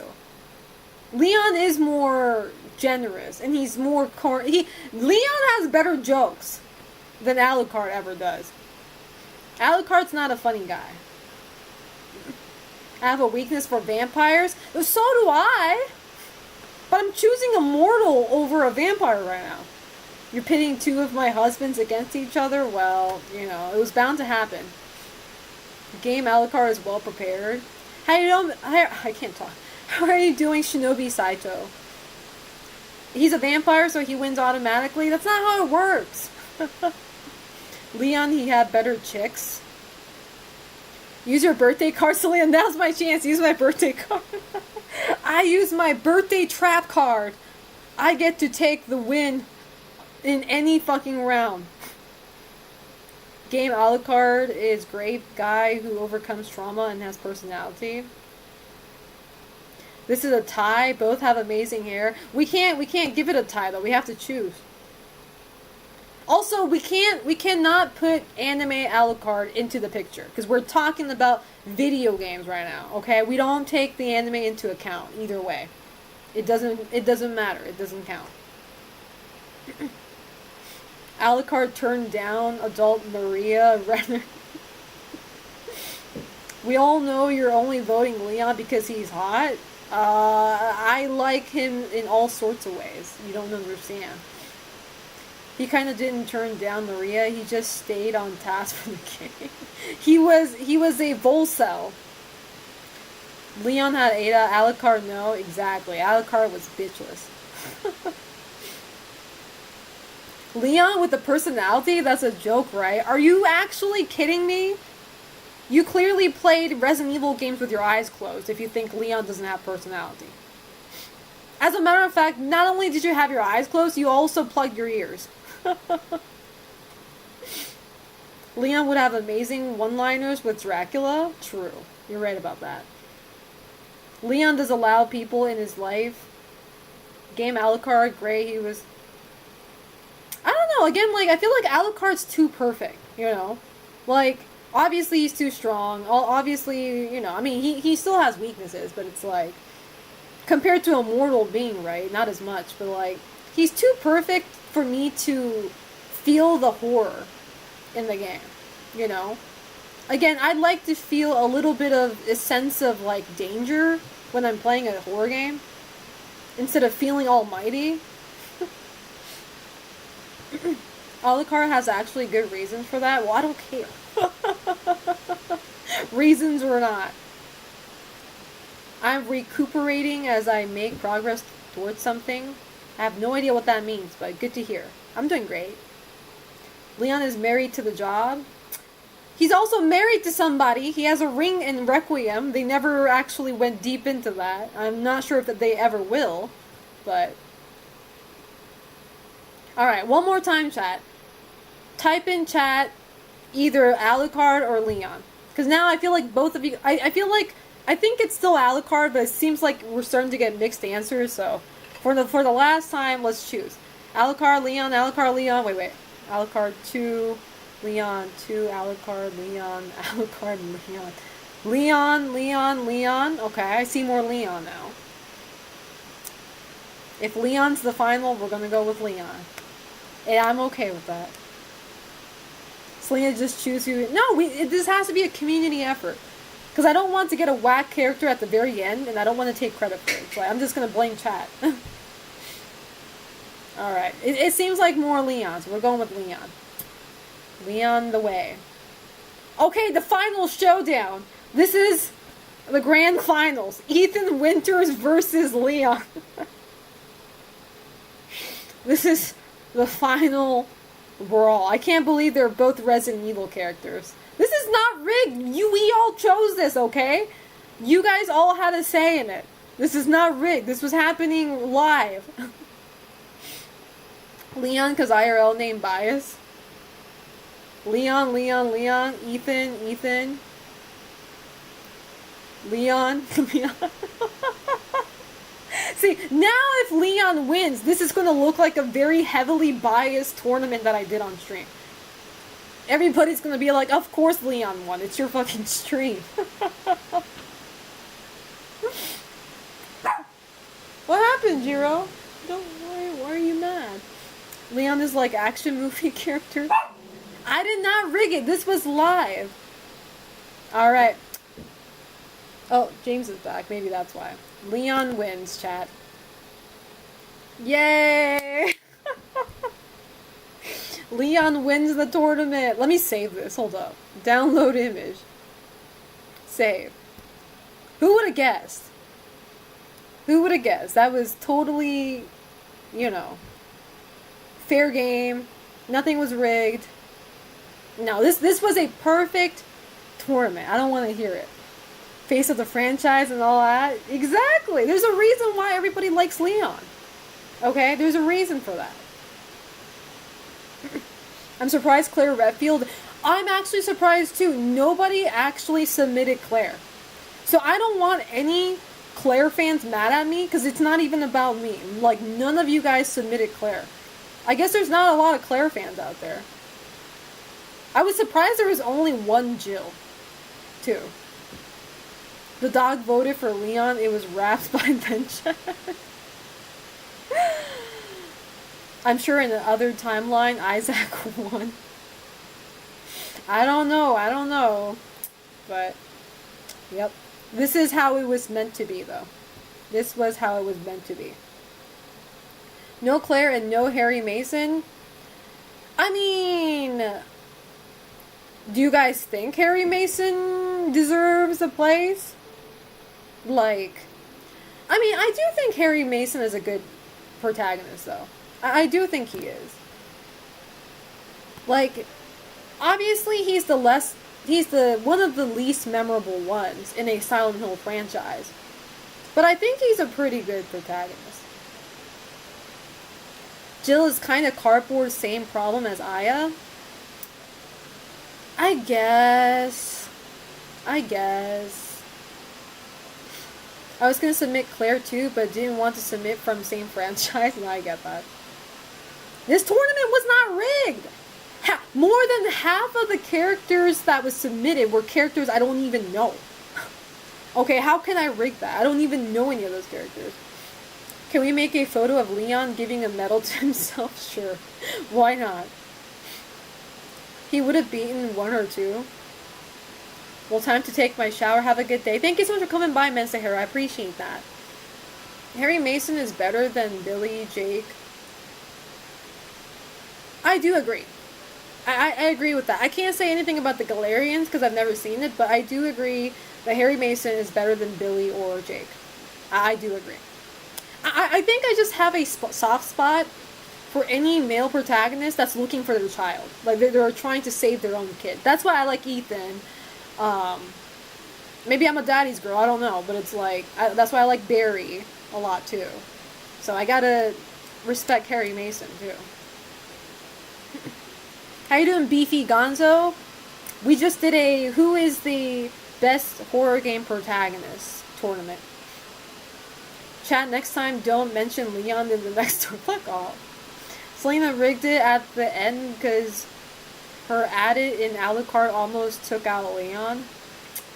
I mean, you guys should be grateful that I even included Alucard. Because as much as I did my research and it does show that Castlevania is a horror game, I personally don't see Castlevania as a horror game. So I would have definitely excluded Alucard if I were going through my standards. But, you know, I had to be fair, so. And according to my research, it is a horror game, so. Yeah, I don't consider Castlevania a horror game either, but apparently it is, so. But the final victor was a character you love, exactly. It was just meant to be, you know? That's just how the galaxy, the universe works. Luigi? Who the fuck is Luigi? Oh, Luigi as in from Luigi's Mansion? Fuck off. Nobody voted or nobody submitted Luigi, so that's on you. Luigi could have been a thing if one of you guys actually submitted Luigi. Because yes, Luigi's Mansion is a horror game. So yes, there could have been a timeline where Luigi mogged Leon, but alas, it didn't happen. Not my fault, though. This was solely a community thing. Castlevania is no more horror than Doom is. See, I feel like if Castlevania is considered horror, I would consider No More Heroes a horror game, too. Because No More Heroes is pretty gory, that game, you know? I would include that into horror game category. Jake should have won that? No. Kudelka easily should have cleared this list. Well, clearly that wasn't how it went. What about Earthbound? I don't know anything about Earthbound. I joined late. Was there any Fatal Frame rep in this? There was. The very first protagonist, Miku. Yeah. But Miku unfortunately lost against Heather Mason, which, you know, understandably so. Heather Mason would mog every other teenage protagonist. Teenage girl protagonist. Chris should have won the tournament? Absolutely not. You are tripping for that. If Doom is horror, Wolfenstein is horror. Yeah, I looked up Wolfenstein. I think somebody submitted a character from Wolfenstein, and I actually did look it up, and apparently Wolfenstein is not a horror game, I think, from my own research. So, Call of Duty is horror. I was told that Halo is kind of horror. So, like, I know I said this before, but, like, last week, I recorded a YouTube video for the YouTube channel React, right? And I was in the room with the other casts, and we were talking about video games, because they were asking me, like, what do I do for a living? I play horror games for a living, right? And a lot of them were like, I never really played a horror game before, but Halo is kind of a horror game. And I was like, oh, okay. And he kind of explained to me a little bit of like the creatures in Halo, and I was like, yeah, that does sound like a horror game.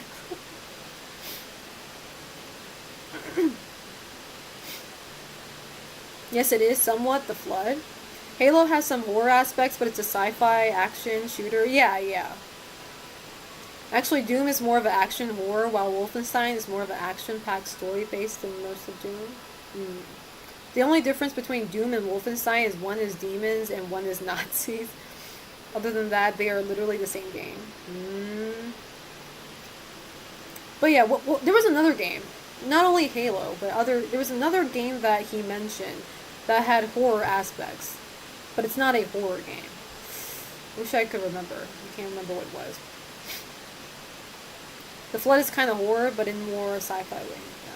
The original Doom 1 could be scary if you played it as a little kid. Oh, so somebody did submit Samus from Metroid Fusion, or I forget which one it was. But again, I did my research, and Metroid is indeed not a horror game franchise, so unfortunately we could not include them. Well, the classics, yes. As for the modern games, tell a different story when compared to. But yeah, so. But that was that. So, thank you guys so much for submitting that. I want to do that again, but with something more. I don't know. We can do an antagonist next time. The best horror game antagonist. How you doing, Boss House? How's life treating you? I enjoy playing Parasite Eve. I applaud anybody who played Parasite Eve on like the original console. So, cause like when I played Parasite Eve and when I streamed it, I obviously played through emulation, right?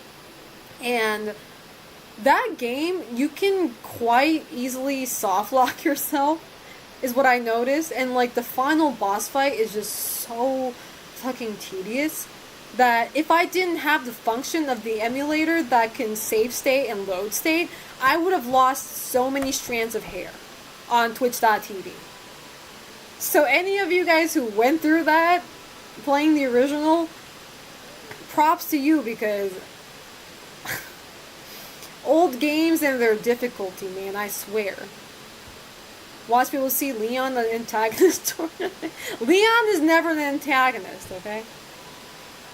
First person to come to mind was Albert Wesker. I don't think Albert Wesker is a good horror game protagonist. Hot take, I don't care. I'm correct. I will intentionally sabotage and make Wesker win. Fuck off! Wesker's even not that great of a protagonist. Or not protagonist, antagonist, excuse me. Be for real now. He's kind of stupid. No, the final boss fight for Parasite Eve, if I remember correctly, the boss has like crazy amount of phases. Phase 3, phase 4, I forget. But like it gets so fucking dire. And I somehow managed to get through it, mainly because I was able to save state after each phase that I beat him. Or her, in this case. But if I were to raw dog that shit, I don't know if I could. I don't know if I could. Me neither, but I think people would try to make Wesker win for the memes. Isn't Wesker... Correct me if I'm wrong, but I think I recently saw a controversy on Twitter where... Is it Wesker's voice actor that is being accused of a alleged being creepy towards minors, and that whole shit just like hit the fan because I think the voice actor, he was invited for a certain con, and a lot of people were warning the con about this guy's behavior, but the con ended up brute forcing their way to have that voice actor as the guest anyway. So basically they kind of ignored all the allegations and just went ahead and put them as a guest for that con. Wesker is not a bad horror villain, but he is definitely not the best. That's what I'm saying. DC Douglas, is that his name? I see, because I only read like a little bit of it. I didn't actually like do a deep dive, but I think that was the name. DC Douglas. Is he the voice actor for Wesker? Because I thought it was somebody else. Are there like 2 voice actors for Wesker? Me for gore. Resident Evil villains in general sort of suck, yeah. The current one who was streaming on here a few weeks back. I'm glad DC Douglas is still cool. No, I was told he's allegedly, like, there's a lot of, like, I can only judge from the things I saw. But there was a lot of screenshots of him talking to minors in a not very appropriate way. And if we're just going to base off of that, like, I'm going to be a little skeptical about this DC Douglas guy. He doesn't seem so cool to me. If all of that is allegedly true.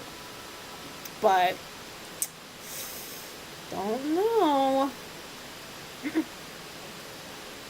DC Douglas is the RE5 VA? Okay. Never heard of that. I believe it because there was another well-known VA that got in trouble for something similar with minors.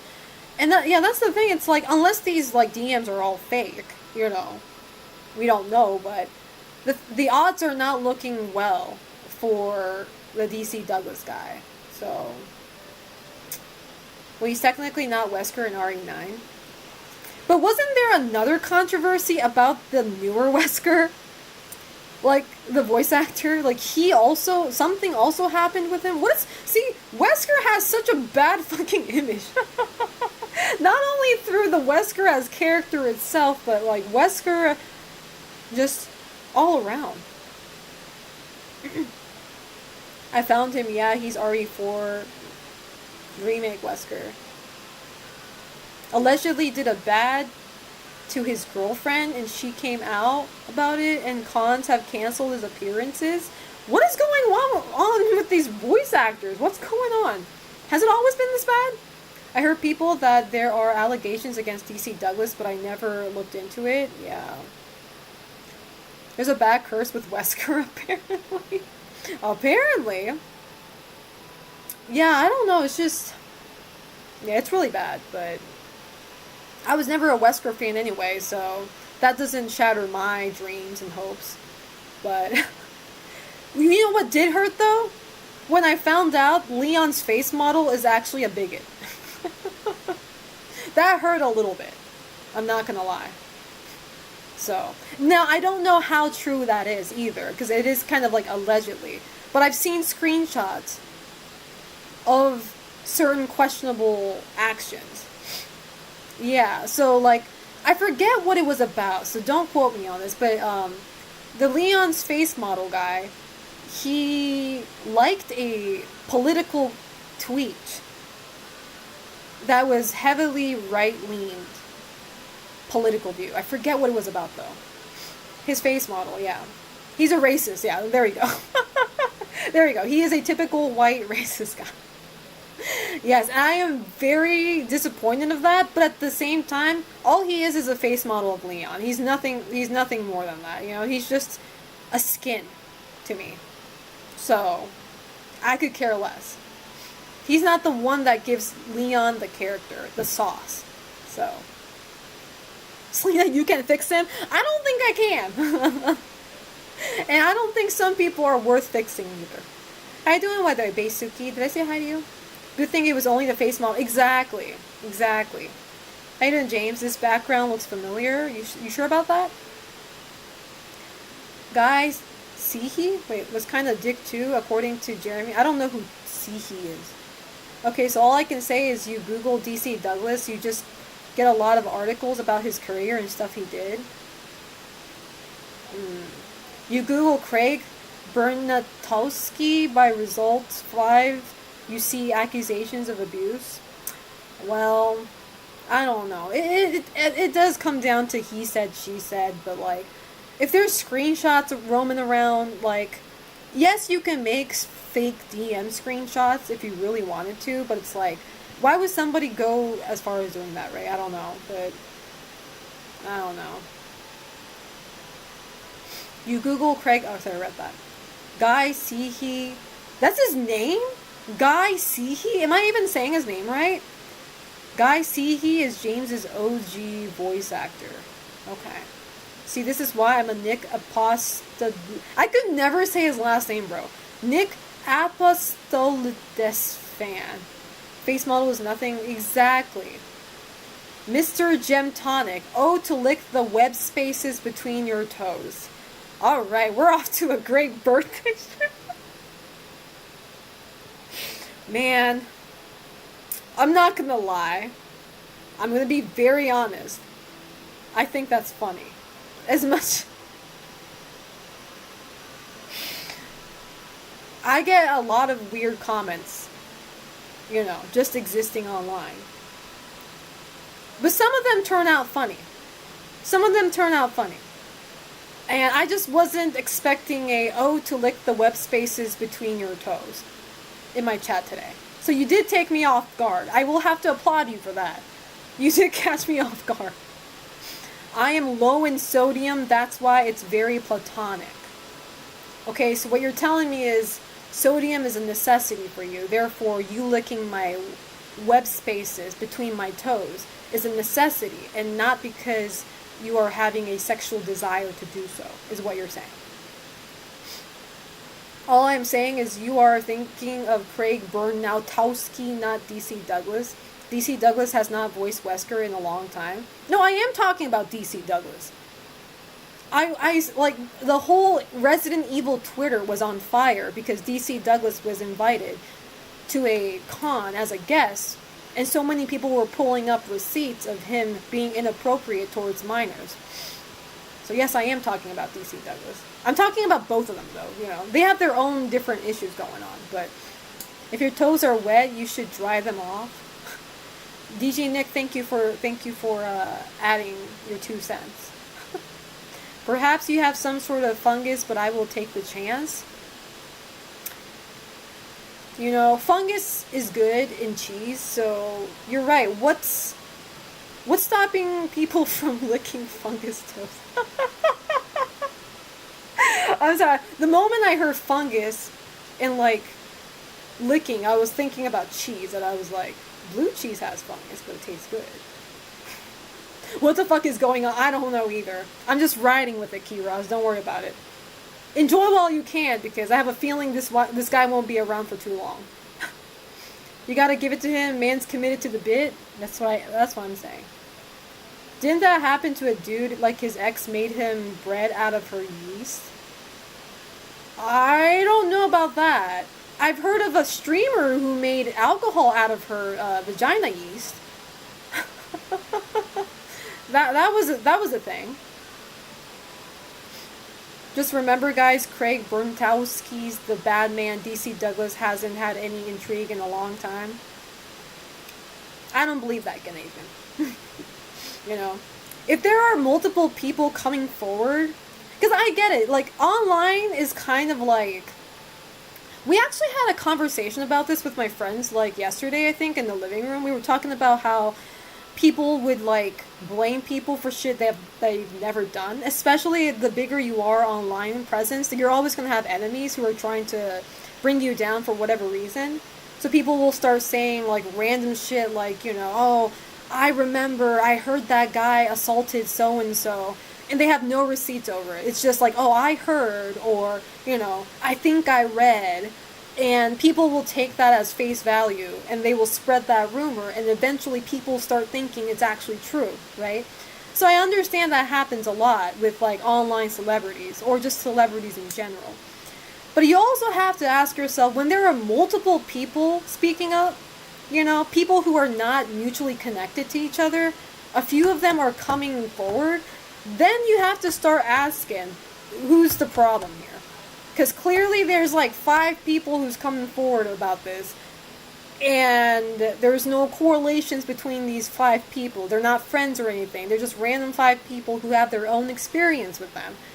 You have to start asking yourself, who's the real problem here, you know? All Google has to say is rumors, and no charges or evidence were actually brought up. And that's the thing. So the event that ended up hiring the guy anyway said that we're not, they said that we're not going to cancel his event at the event because there's no actual charges, there's no actual criminal records from this guy. And the thing is, with a lot of this whole minor situation, in his case, he was being inappropriate to minors, right? Do we still not understand the fact that it is extremely hard for victims like that to come forward and to actually go to a police station and talk about it and actually charge the guy? You know how many of those go just unreported because it's that hard? And a lot of men, I say men because it's usually the men who don't relate to that, right? Because, like, in a lot of, opinion, it's like, well, you just got assaulted. Why didn't you go to the police station ASAP? Like, you should have reported that ASAP. It's like people don't understand why they can't sometimes, Like, it's really hard for people to... Because, like, at a certain point, certain people, they start gaslighting themselves. They start telling themselves, it's like, maybe I'm just making a big deal out of this. All he did was, flirt with me a little bit. All he did was... ask for my nudes. All he did was, he was a nice guy, and maybe I'm just overreacting to all of this, and what if nobody believes me, even, like, especially if you're a kid.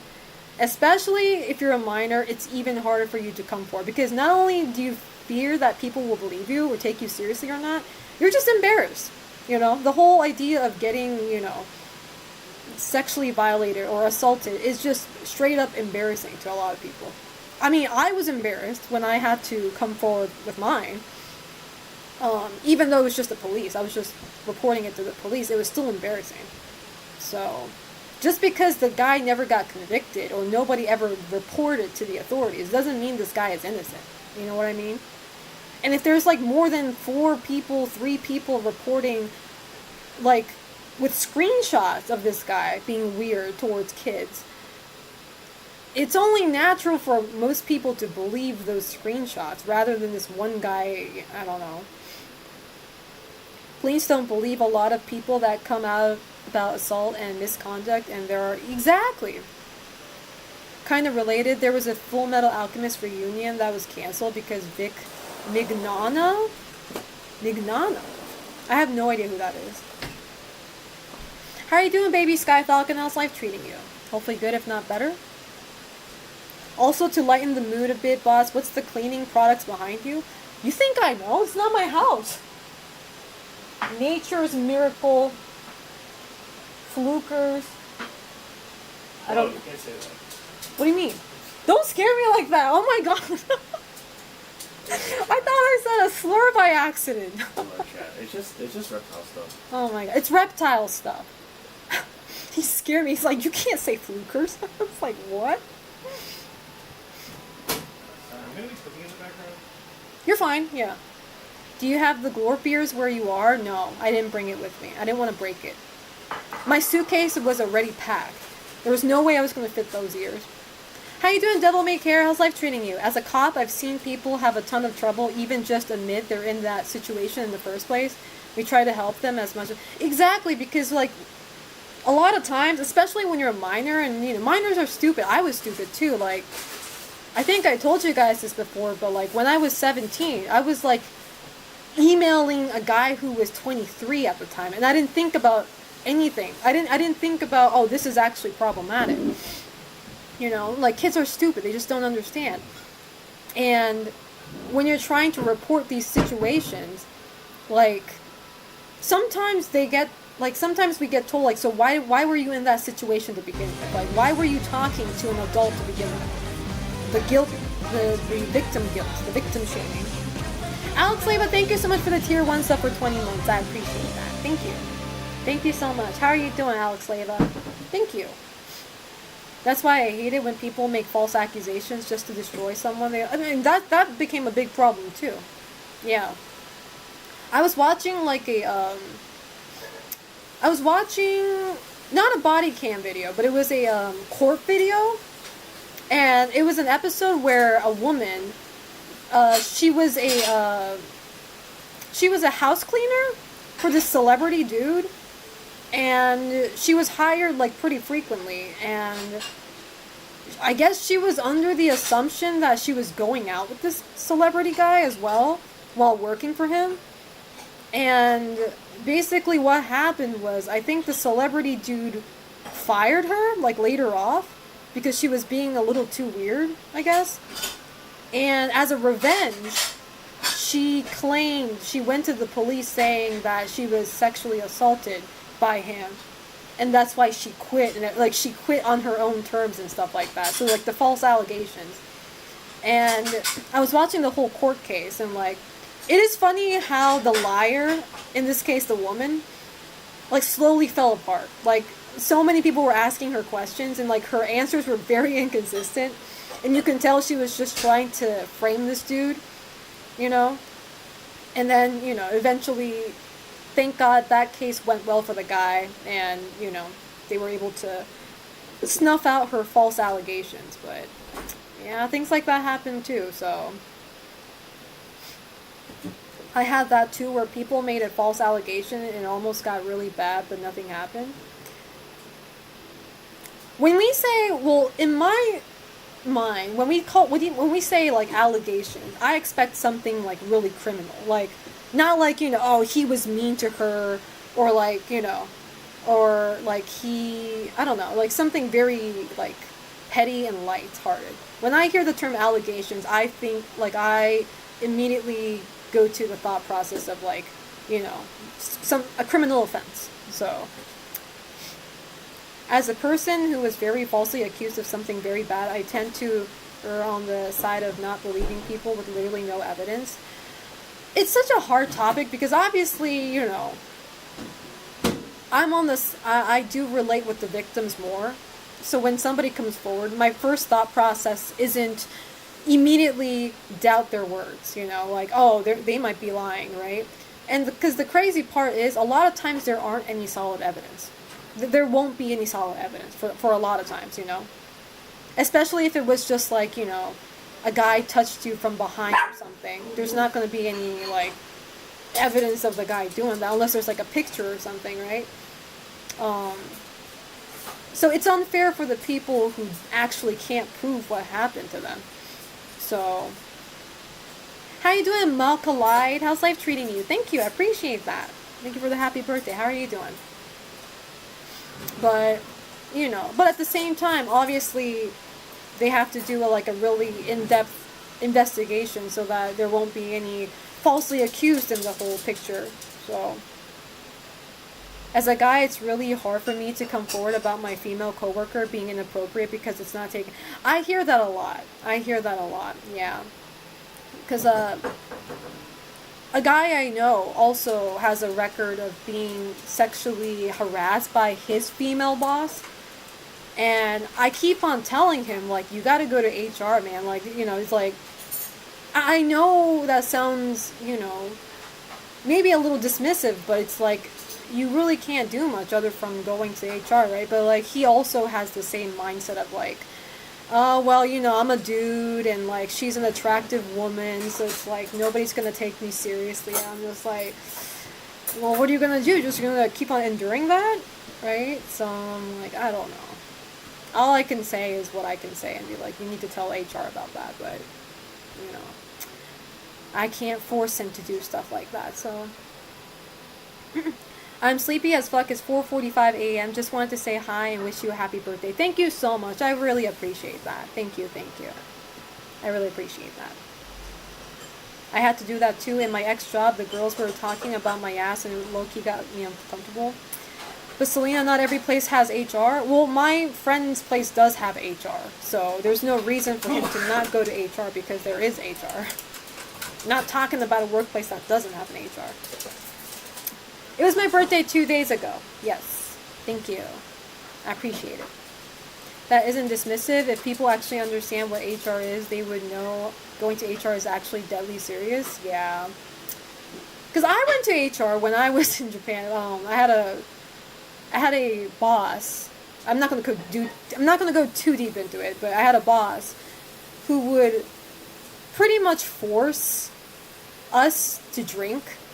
during like nomikais, during company drinking and stuff like that. He was a heavy drinker himself, and he would pretty much peer pressure a lot of people to drink more. And there was an incident when I was in Paris with this boss. We went to a restaurant for dinner, and there were two bosses, the one I like and the one I hated, and I was kind of in the middle, right? There were three people, and then during the dinner, the two bosses got into an argument. They were getting into a fight in public, and the boss that I like went back to his room ahead of, like, he just left the money on the table. He left, went back to his room, so I was stuck with the boss that I hated. And the boss that I hated, that's the heavy drinker guy, and he ordered another bottle of wine. And, like, I was the only one there, listening to him venting about the other boss who just left, while being peer pressured into drinking. It got bad to a point where I threw up in my hotel room, so it's like, yeah, so that case I actually went to the HR, and I was like, this is too much, you know. I was still early in my company too. Like, I just got hired, so it's like I was even in a weaker position to like stand up for myself. But yeah, and my company, like, I feel like every company does, but like, you know, we have their, well, when I worked there, we had a company lawyer that you can talk to about and like actually get some idea on how they can go about it. So long story short, I ended up not taking much action because it's weird because I did tell HR about it, and I was told that the HR did warn the guy while making me anonymous, because he does cause a lot of trouble for everybody, so I don't think he would have noticed it was me. But HR did warn him that an anonymous said, you know, had this sort of experience with you, and, you know, we need you to fucking chill type of stuff, right? So that did happen, but I ended up not pressing forward because my whole team at the time was in a weird position where we were probably going to shuffle, and the boss that I actually like, his, not promotion, I guess, per se, but like him getting a better position was kind of on the line. And I didn't want my own drama, I guess, to affect that in any way, right? I wasn't pressured into not stepping forward, is what I'm trying to say. It was on my own account that I was like, whatever, man, you know? As long as he doesn't do that to me again, you know, I'll drop this. But if it happens again, so thankfully it didn't, because I got to change my team, so I didn't have to be under that guy anymore. So, you couldn't just leave? Was this back in Japan? See, you would feel that way, Car. That's like the same thing you would say to a lot of victims. Like, I'm not saying you are, but like, you know, when a girl gets assaulted by a guy, it's like, couldn't you just leave? Couldn't you just, you know, go home? Couldn't you just, like, say no to him and stuff like that? Like, the problem is when you're in that situation, depending on how it is, it's just too hard to do that, you know? I could have left, for sure. Like, physically, I was capable of standing up and leaving that dinner table. But I was also worried about how this boss might view me, a person who just got employed, right? Because I don't want to be on the bad side of my bosses, in this case. So my first thought was, you know, let's not make a big deal out of this. You know, I need to do, I don't know, whatever it takes to just keep everything calm and chill. How you doing, Ube? How's life treating you? Speaking about jobs, there's a YouTuber saying you can't easily quit a job in Japan. How much of this is true? I don't know in what way he or she is talking about. I'm going to guess he or she is talking about the pressure, because you can easily, nobody can stop you from quitting a job. They can't. Unless there's a rule that I don't know about. But, like, if you give in usually you have to give in a 1 month notice. 1 month prior. I know it's like 2 weeks notice for people in the US, but 2 weeks is too short. Like, people will, like, they can't really do anything about it per se. But they will think of you in a bad light. Like, you know, you have no manners, no common sense. Like, why couldn't you do it a month prior? Stuff like that. So you will get, you know, bad gazes. But if you don't give a fuck, you don't give a fuck, you know? So, if the situation is what you make it sound like, you could not just leave, which is part of the problem. It's just how it is sometimes. The reason it's tough is because of power dynamics in a lot of these situations. Exactly. It's just like, you know, especially like when you're in a Japanese company, like your first 3 months, the first impression you give people is like super important, you know, because that can just affect like, you know, there's bullying in job places too, which sucks, but it's true, right? Like some people just don't grow out of that. So it's like the last thing you want is being on the wrong side of your boss. And in my case, I had 2 bosses who hated each other. So it's like a horrible situation. Because if I take one's back, I'm not going to be taking the others. You had to play like the middleman where it's like, you know, not specifically agree with one side, but just sound relatable. It's like, you know, I get it, you know. But not give your input on who you think is correct and who's not. Oh, it is frustrating. That's corpo for you. I don't think this is Japan specific either. Like, you work in any corporation in any country, you're probably going to come across something like this sooner or later. Because there's always people beefing. There's always like that 2 people who just fucking hate their guts. Even if they don't show it and make it obvious, like you can tell by the tension. You know? What can you do or say if doing the right thing doesn't go right? Like saying to HR but it backfires? I don't know. Like, what can you do at that point? What can you do? At that point, I'll just let Jesus take the wheel, you know? Because it's like, at the end of the day, if I chose to do something on my own account, like, even if the outcome's bad, at least I can, you know, I can blame myself for it, you know? Instead of, like, bad luck or something. Are the lizards sleeping? Yes. Well, at least the one behind me, yes. Aisu is asleep. Alright, have a good night, Omaru. Thank you so much for coming by. I appreciate that. So, like, basically what they said was your future former job wants to know every little detail about your next job. That just sounds like a black company to me. It's called in Japan. I never had that happen to me. Every time I quit my job, I didn't have to give details of what my next job was. I have never done that in my whole life. The only reason it's hard to say you're quitting because a lot of times, well, at least my job, I had a lot of projects on my back. So quitting meant that I had to, well, the company had to find a substitute, right? If they had no employees to spare, they're going to have to put out, hiring now, ads and stuff like that. They have to do that, and they have to find a person, they have to do interviews. And after the interview, after somebody gets hired, I have to teach them to do my job so that when I leave, there's not going to be much of a damage compared to if there's nobody, right? So I have to teach this person, and I have to give all of my my half-baked projects too, all to that person so that this person will take after me. And that's a lot of shit to go through. And I know companies have to go through that shit. So sometimes it is awkward to be like, hey, so I'm thinking about quitting, So that's why in Japan there's actually a service where you can pay somebody to tell your company that you want to quit.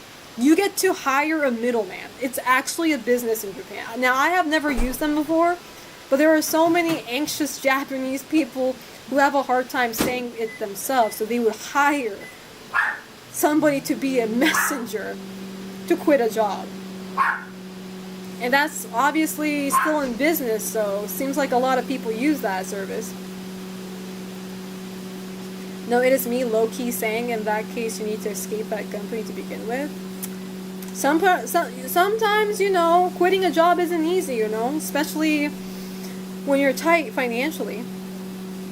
I'm done.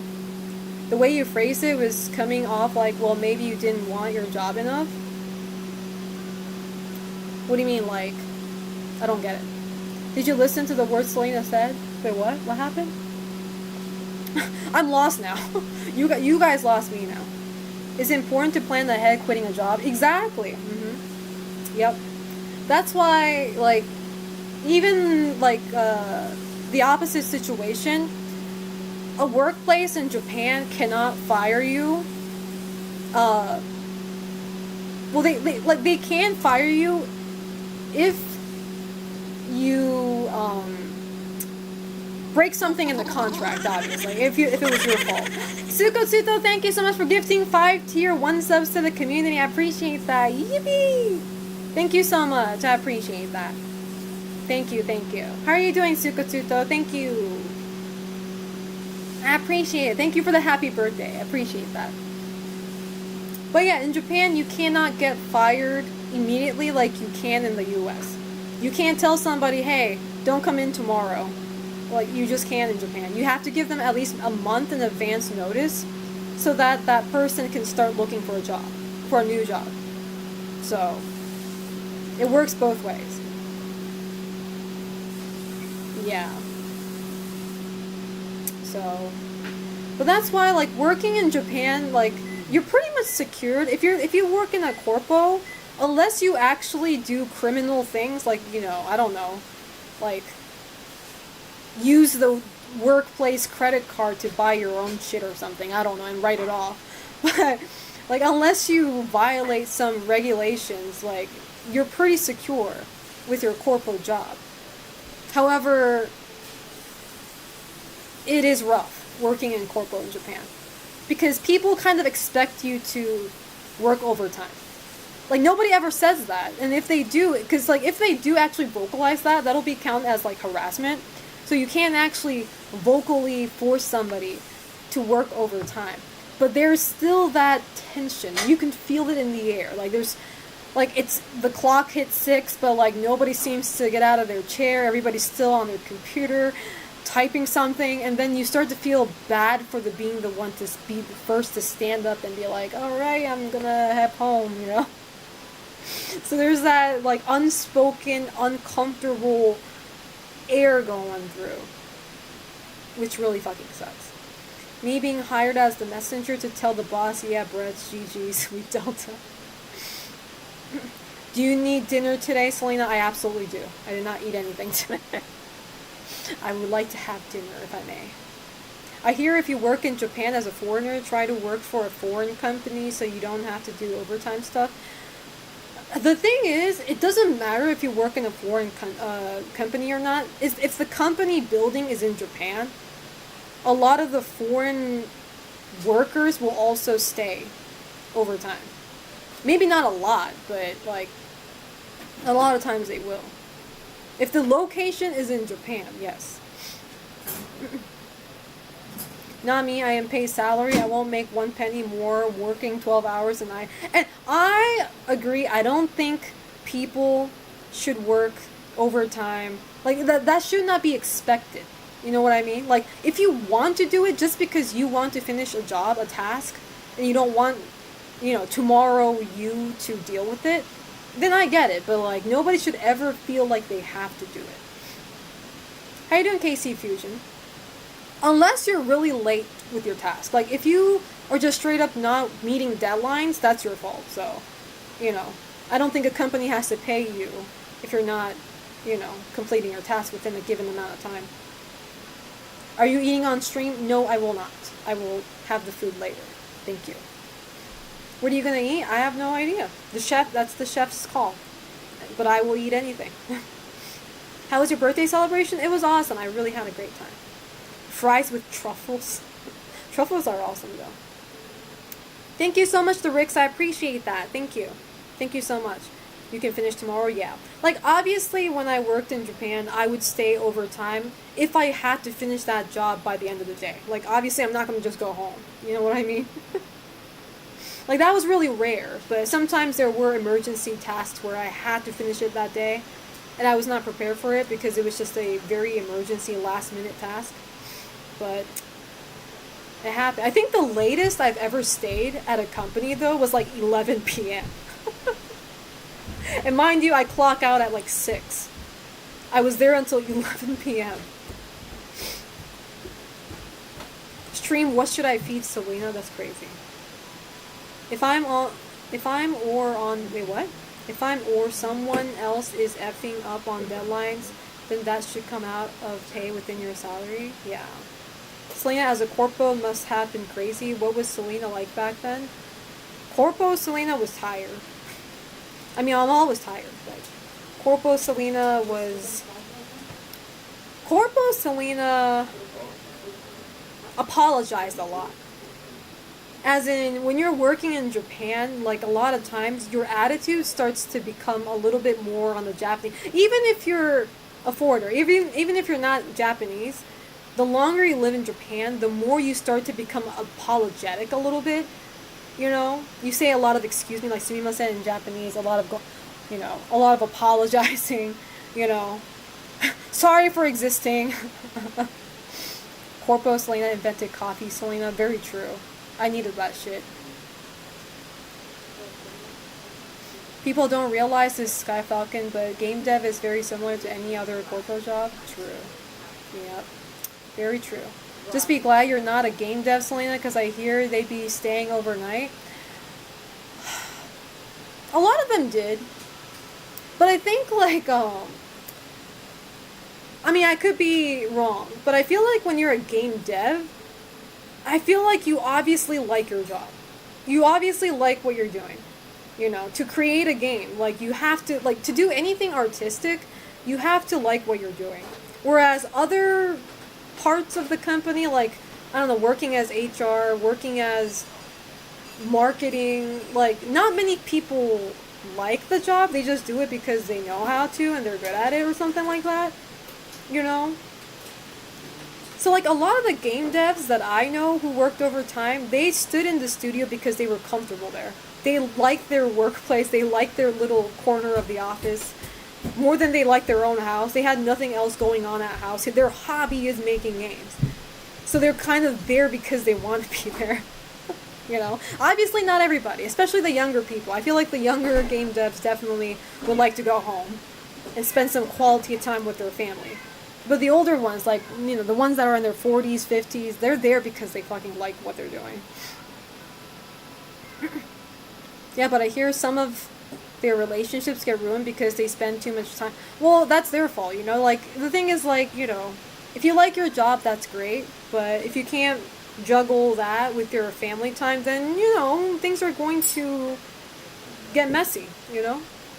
You're going to have to sacrifice a little bit to have, like, a balanced life. And if you can, you're probably not meant to have a family. You're probably not meant to be in a relationship if you can't handle all that, you know? Why put that much stress on yourself when you know you can't handle it in the first place, you know? Trust me, the best HR people love doing HR. I mean, I guess. I can see why. I think you're only thinking about the big game developers like Kojima. No. Brother, like I said, I worked at a game company, okay? I know what I'm talking about. Like I heard from one game dev, they kept a counter for the amount of divorces happened at this job. Yeah, I don't know. I do feel like, though, when you're a wife or a child of a really well-known game dev, I think their spouses and their kids are way used to that. They are used to seeing all that. And, you know, it won't become a problem. How you doing, Reiken? How's life treating you? Ami, how are you doing? Yoshi P doesn't give the vibe of staying late. But he's my ghost, so maybe I have goat eyes. Makes my SO like my job too. Game developers also tend to be extremely toxic if they are known studios. And the funny thing is, there are some housewives who are like, I don't care where my husband is as long as he's making money. Like, he doesn't have to be home. There are wives like that. And they don't mean that in, like, I hate that bitch's gut type of way. But, like, they genuinely, you know, they can value their own time. Like, my husband's out there doing what he wants, and he's making money, and I get to buy whatever I want with the money. So, what is there to complain about? Type of life. So, exactly, sacrifices must be made. Exactly. Yep. So, but yeah. if you guys are thinking about working in the US, or not US, Japan, like, I mean, if you can get a corpo job from the bat, that would be great, because like a lot of my American friends, they all like I think it's safe to say all of them started off as being an English teacher for kids, for adults, tutors, whatever. But English teachers do not pay jack shit. It's really really rough. Like, I had a friend who was constantly struggling with money because it wasn't paying him well at all.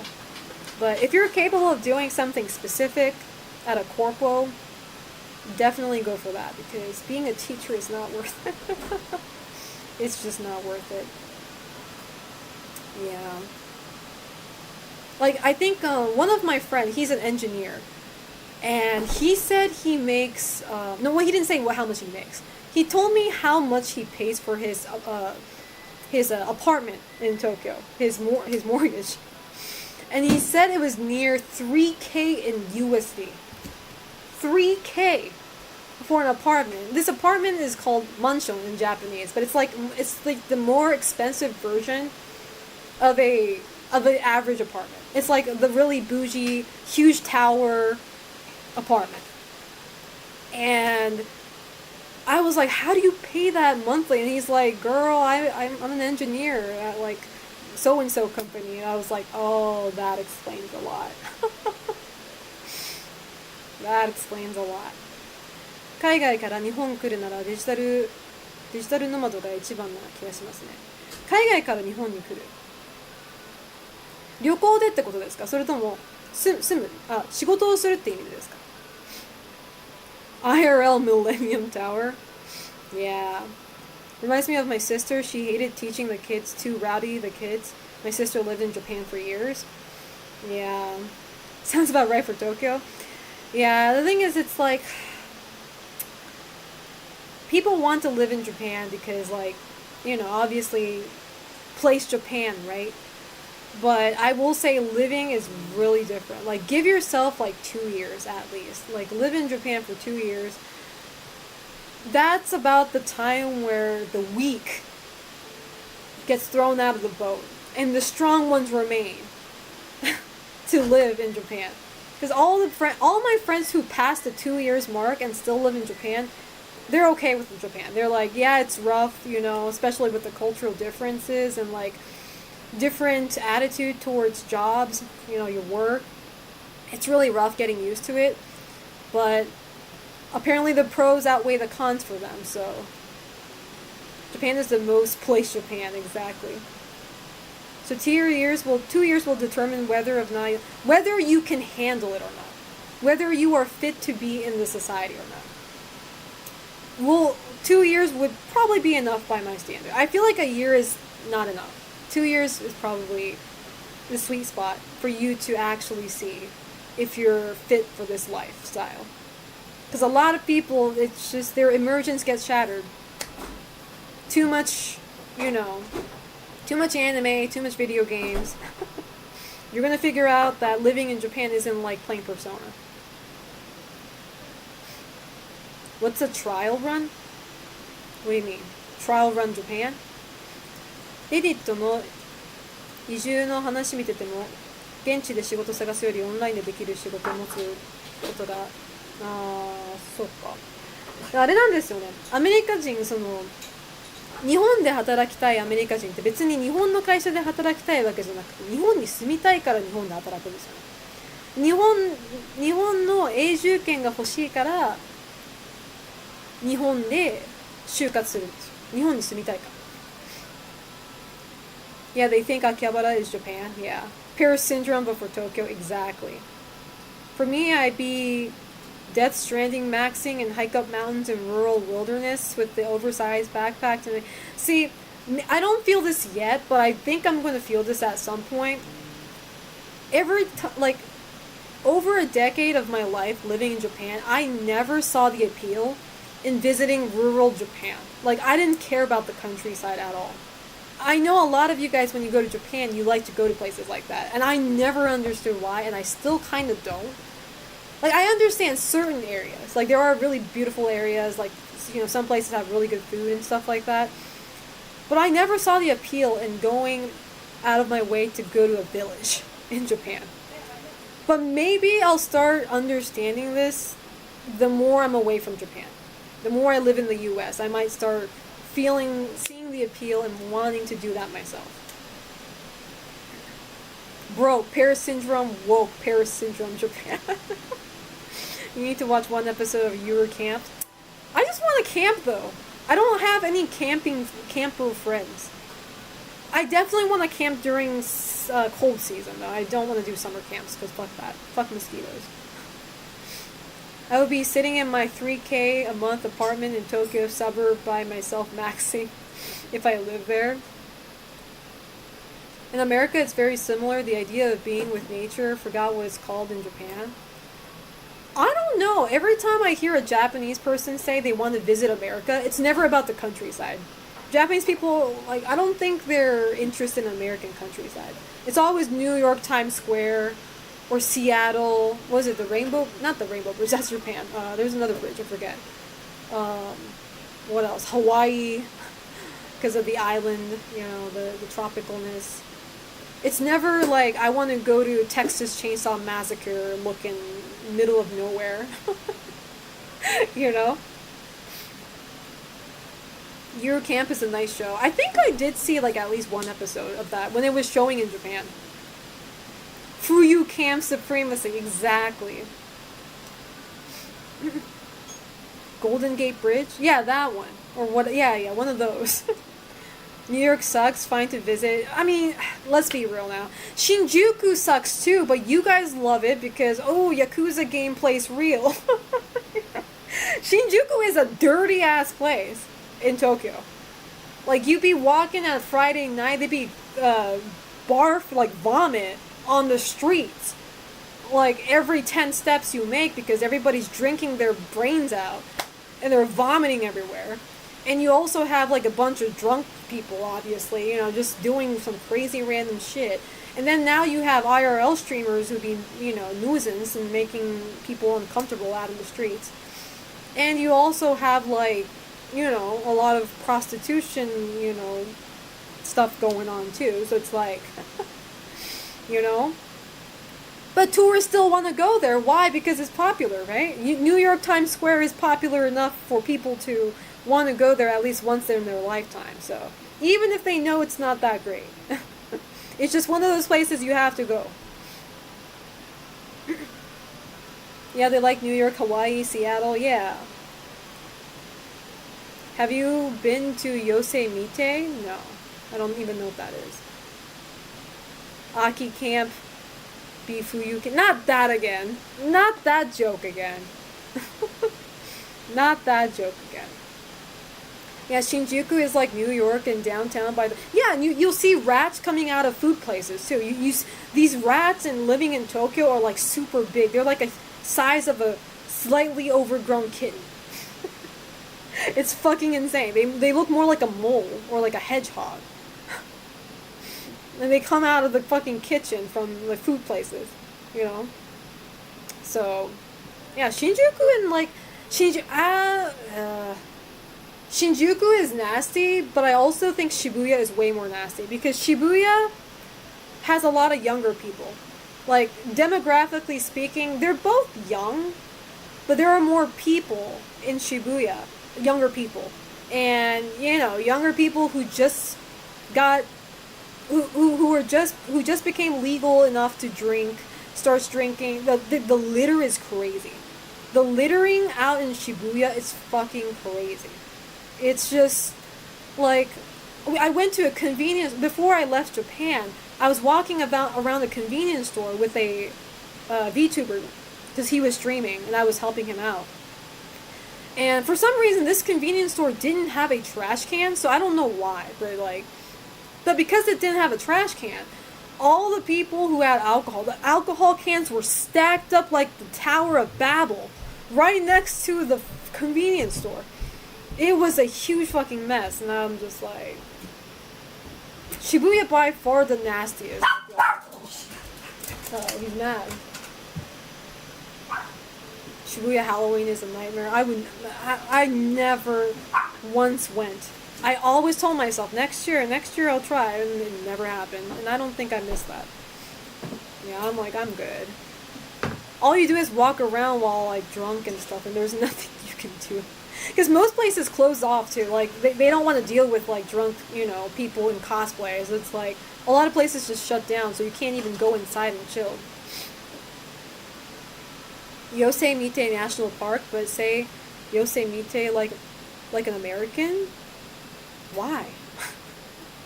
I don't think I know that national park. I do kind of regret not going to a lot of national parks while I lived in Japan. I should have gone to more gardens and stuff like that. I just did not care about nature while I was there. I was more of a concrete jungle person. That was Chiro, yes. That was Chiro yelling. 渋谷ハロウィンはもうほとんど消滅したみたい。あれですよね、なくそうとしてましたもんね。警察とかで。Also vouching for Yosemite, really nice place. Where is it at? Like what part of Japan? It is Yosemite? The T is silent? No, it's Yosemite. Yosemite? What does that mean? Is that an English word? Yeah, it's a park Place. it's a park in NorCal. Yeah, Oh. it's a place. You're saying it like it's Japanese. Because I thought they were talking about a Japanese Yosemite. garden in Japan, so I thought that was Japanese. You guys didn't say anything about being in California. Y'all just telling me that. I told you in chat. Oh, well, I didn't read it. Oh my god. She doesn't know how to read. She don't got internet. No, Psychoner, don't take credit for it. You just said it. You didn't say that before. It's not we. You know the Looney Tunes guy who's like red and he shoots a lot of guns? Yeah. Yeah, you know his name? No. Yosemite. Yosemite Sam. Yosemite Sam? What kind of stupid ass name is that? What the hell does Yosemite I mean? did shoot you though, don't say that. He'll shoot me? Oh, I'm not gonna be the first American who tries. Just make sure to stay on the paths if you go hiking and don't get lost like I did.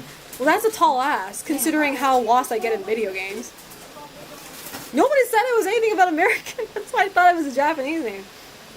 Can I tell you, like, of the chat, like, my family went there actually. Where? Oh, that Yosemite? Park, and my dad did not book a campground, so we just stopped in the RV. No! And I was so scared of being killed by a bear.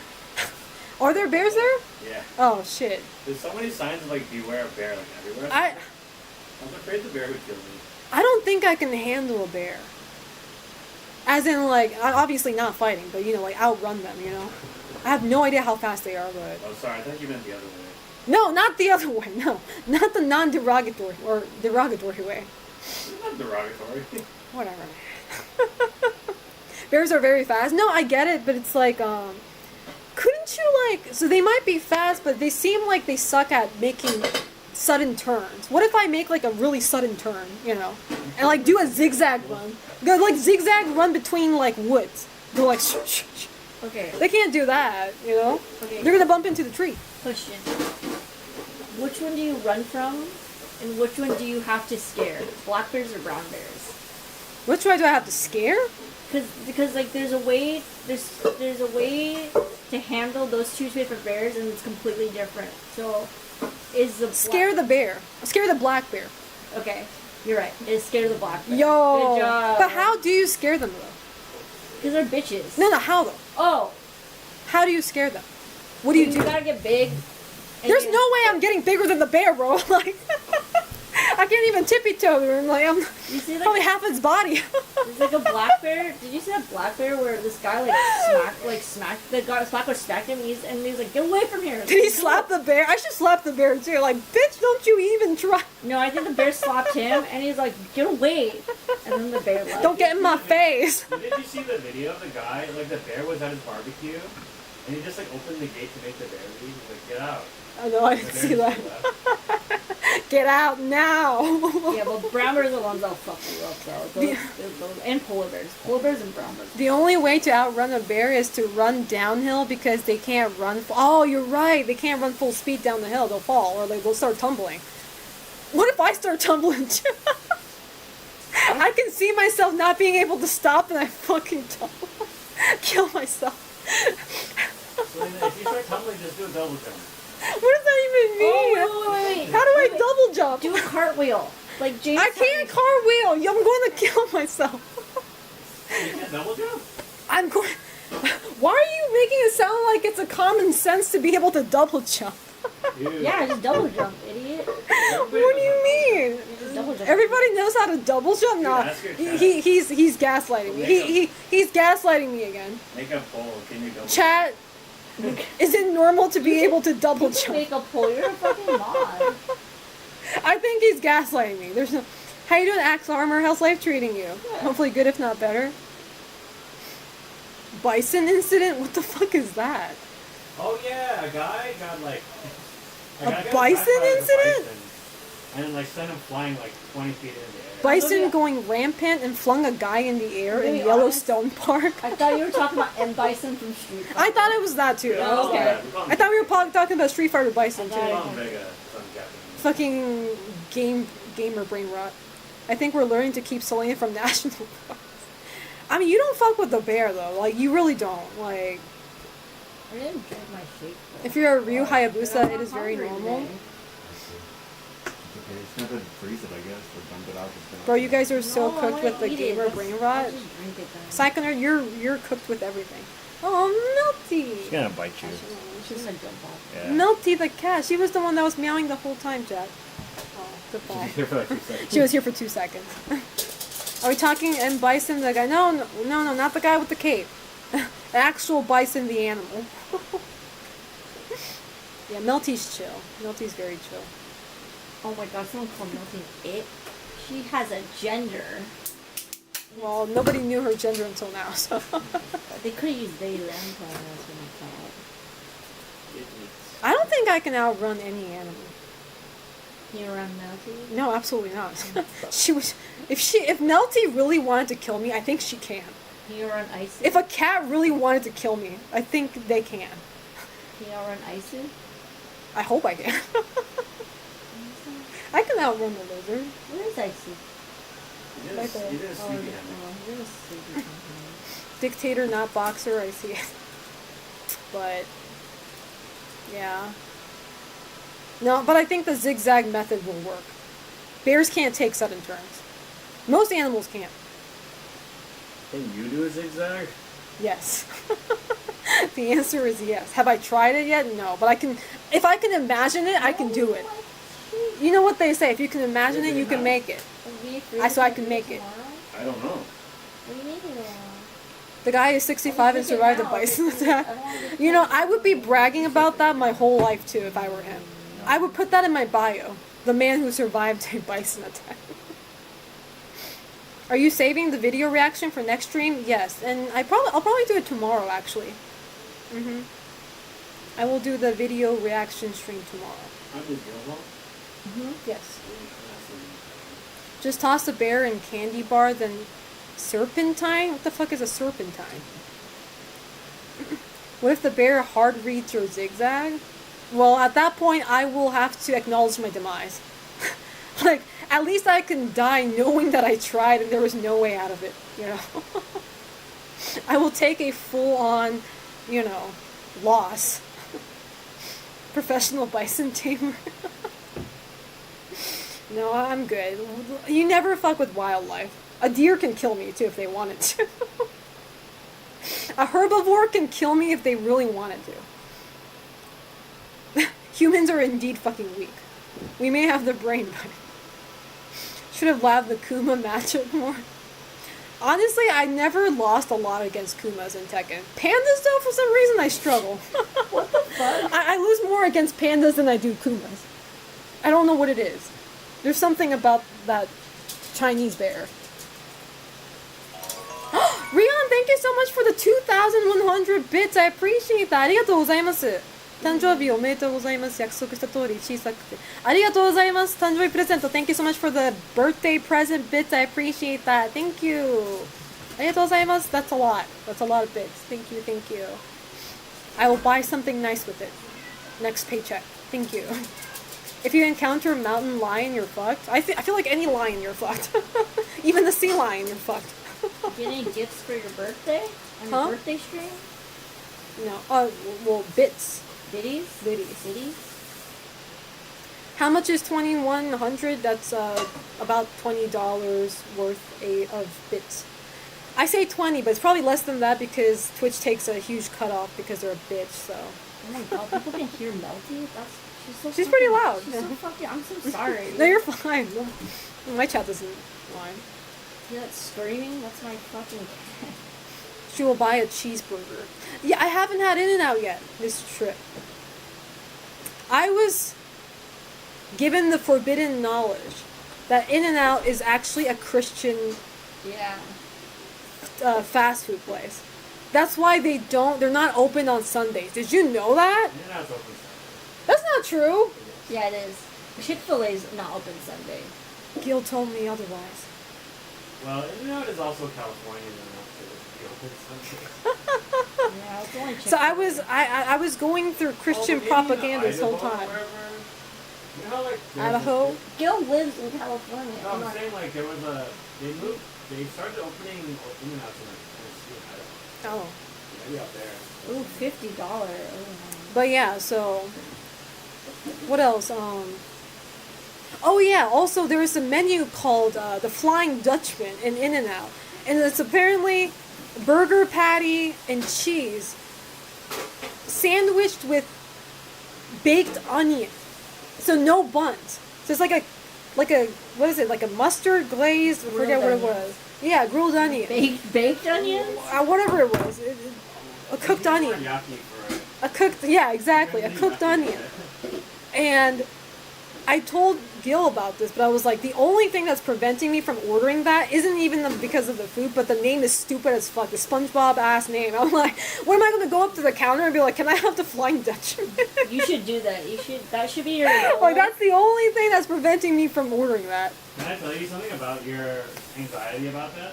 What? It's really funny because I had a boss at a different company who used to work at In-N-Out in college. Yeah. And he was like, yeah, I remember people all the time. There was one guy who would always order a Flying Dutchman. What a freak. He literally said that to me. And like, nobody orders that. Nobody orders Flying Dutchman. Well, the thing is, like, Did you eat a mukbang, Flying Dutchman mukbang on your stream? No, I will not. The thing about In-N-Out is, like, you would think the workers are used to that shit because they have all these custom, like, not on the menu type of menu. So you would think they're used to, like, freaky ass orders. But I guess not. Would you do it for 100 subs? I would for 100. Yes. Oh, you would eat a Flying Dutchman on stream for 100 subs? I would eat a Flying Alright, you Dutchman heard on stream that. for 100 subs, yes. Okay. Not today, though, because we have a dinner. But, like, on my next stream, if we do get... I would order one. Are you eating dinner tonight or are you streaming later? I will be eating tonight, yes. Okay. Is dinner will Yes. be ready in like 10 minutes? Selena Okay. wants to skip dinner. She No, wants to- I will end my stream soon, though. It is a short stream, so... That would make Plankton jealous? Would you go to Habit Hamburger? What the fuck is a Habit Hamburger? Habit is another Californian chain. Habit Hamburger? Yeah. Is it good? I think it's pretty good. Yeah. What do you want to do? Is it better than In-N-Out? Okay, well. Okay, I don't know about that one. Okay. That's the goat. Okay. Yeah, first. it is. In-N-Out is the goat. But if you want avocado on your hamburger, Oh. it's Yeah. pretty good for that. Because you can't always get avocado on your They hamburger. also have a You got a point there. They also have a tuna burger, pretty good. I love avocados on my burgers, so that Like, sounds they pretty have tempting. they're known for, I think it's called a char burger, I think. Char burger. Yeah, they're from Like a Santa Barbara, charcoal? which is like up north a little bit in California. But you can get like bacon, avocado, cheeseburger. And that's just a standard. That sounds awesome, not gonna lie. Okay, So they're Selena, pretty good. are we gonna play Aoni or we're gonna watch Kamen Rider together tonight? Those are your two options. You can watch Kamen Rider. Okay, I'll- hell yeah. yeah. This stream was very good though. I had a lot of fun watching. Considering you wouldn't go to sleep even though you were like, alright, I'm going to sleep. I did fall asleep. eventually. Okay. But I was like, especially earlier on, you guys were screaming like in unison a lot. But you can tell after a while we kind of got You used got to over it. it. Yeah. It's like, whatever, man. No, this but that's why they bitch. started doing silly shit like putting you in Mika's Dick Smasher. Mickey's Dick Mickey Smasher. Dick No, it's Mika's Dick Smasher. Yeah. Mika's. It's Mika and Is that a Zojirishi rice maker? Yes. Yes. Zojirishi is the only Jirishi, bro. Like, that's the only way to go about with rice cooker. If you have any other rice cooker, you've already There's bougie failed. in this house. You There's already a failed. Furushi. Zojirushi is the only rice cooker you should have. If you have any other brand, what are you doing? Literally, like, Chinese people go to Japan just to buy a rice cooker, okay? I've seen so many of them holding, like, 2 rice cookers in one. Yeah, I'm not gonna lie. When my mom bought me my rice cooker the first time, Uh-huh. she was like, "Yeah, this cooker's the goat." This is the goat. Yeah, that's crazy. You know, my mom. You know, You- she's not Japanese. Like, you know. But yeah, let me see. How many hours was I streaming? I was streaming for 3.5 hours. 3.5? Okay. Well, that's not long, but chat, tomorrow I'm going to try to stream earlier. I was too comfortable sleeping tonight, or last night. When did you go to bed yesterday? At 3? I mean, that's 3 like- a.m. That was like only an Yeah. hour more than me. That's fine. Yeah. What time are you doing tomorrow? Ideally, I would like to stream 2 hours earlier than I did today. So 1 p.m. Pacific time is what I want to go for. And tomorrow we'll be watching the scary/disturbing YouTube videos you guys shared. Oh, I'm gonna send you one too. God damn it. We will be watching that tomorrow. I'll be reacting to it. Did you guys ever take out Barney the dinosaur last night? What does that even mean? Yeah, I'm confused to go. Barney the dinosaur. I have one, but it doesn't make a cute sound like I've heard some rice cookers have. Well, Korean tourists, I believe, hoard the rice cookers too. Yeah, our rice cooker is just that goated. But yeah, chat. It's dinner time for me, so I am going to go ahead and wrap it up for tonight. I know it was a short stream, but I really appreciate the bits and the subs that I got today. Thank you guys so much. And the donation, the direct donation as well. Barney is a big, dumb-looking purple dinosaur. No, I know that. I know what Barney is. I just don't get the context that you were talking about. He kind of looks like the owl Oni, I guess. Oh, because he's purple. Like, well, you know, he's owl according to Galaxy too. True. We're gonna watch Kamen Rider while we eat dinner.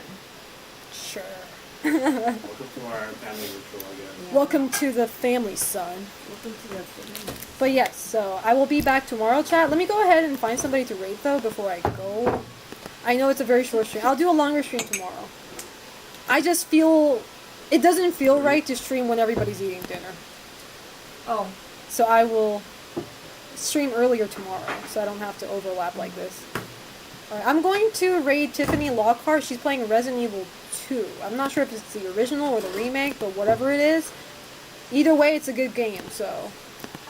Either way, Resident Evil, good game. Let me see. Raid.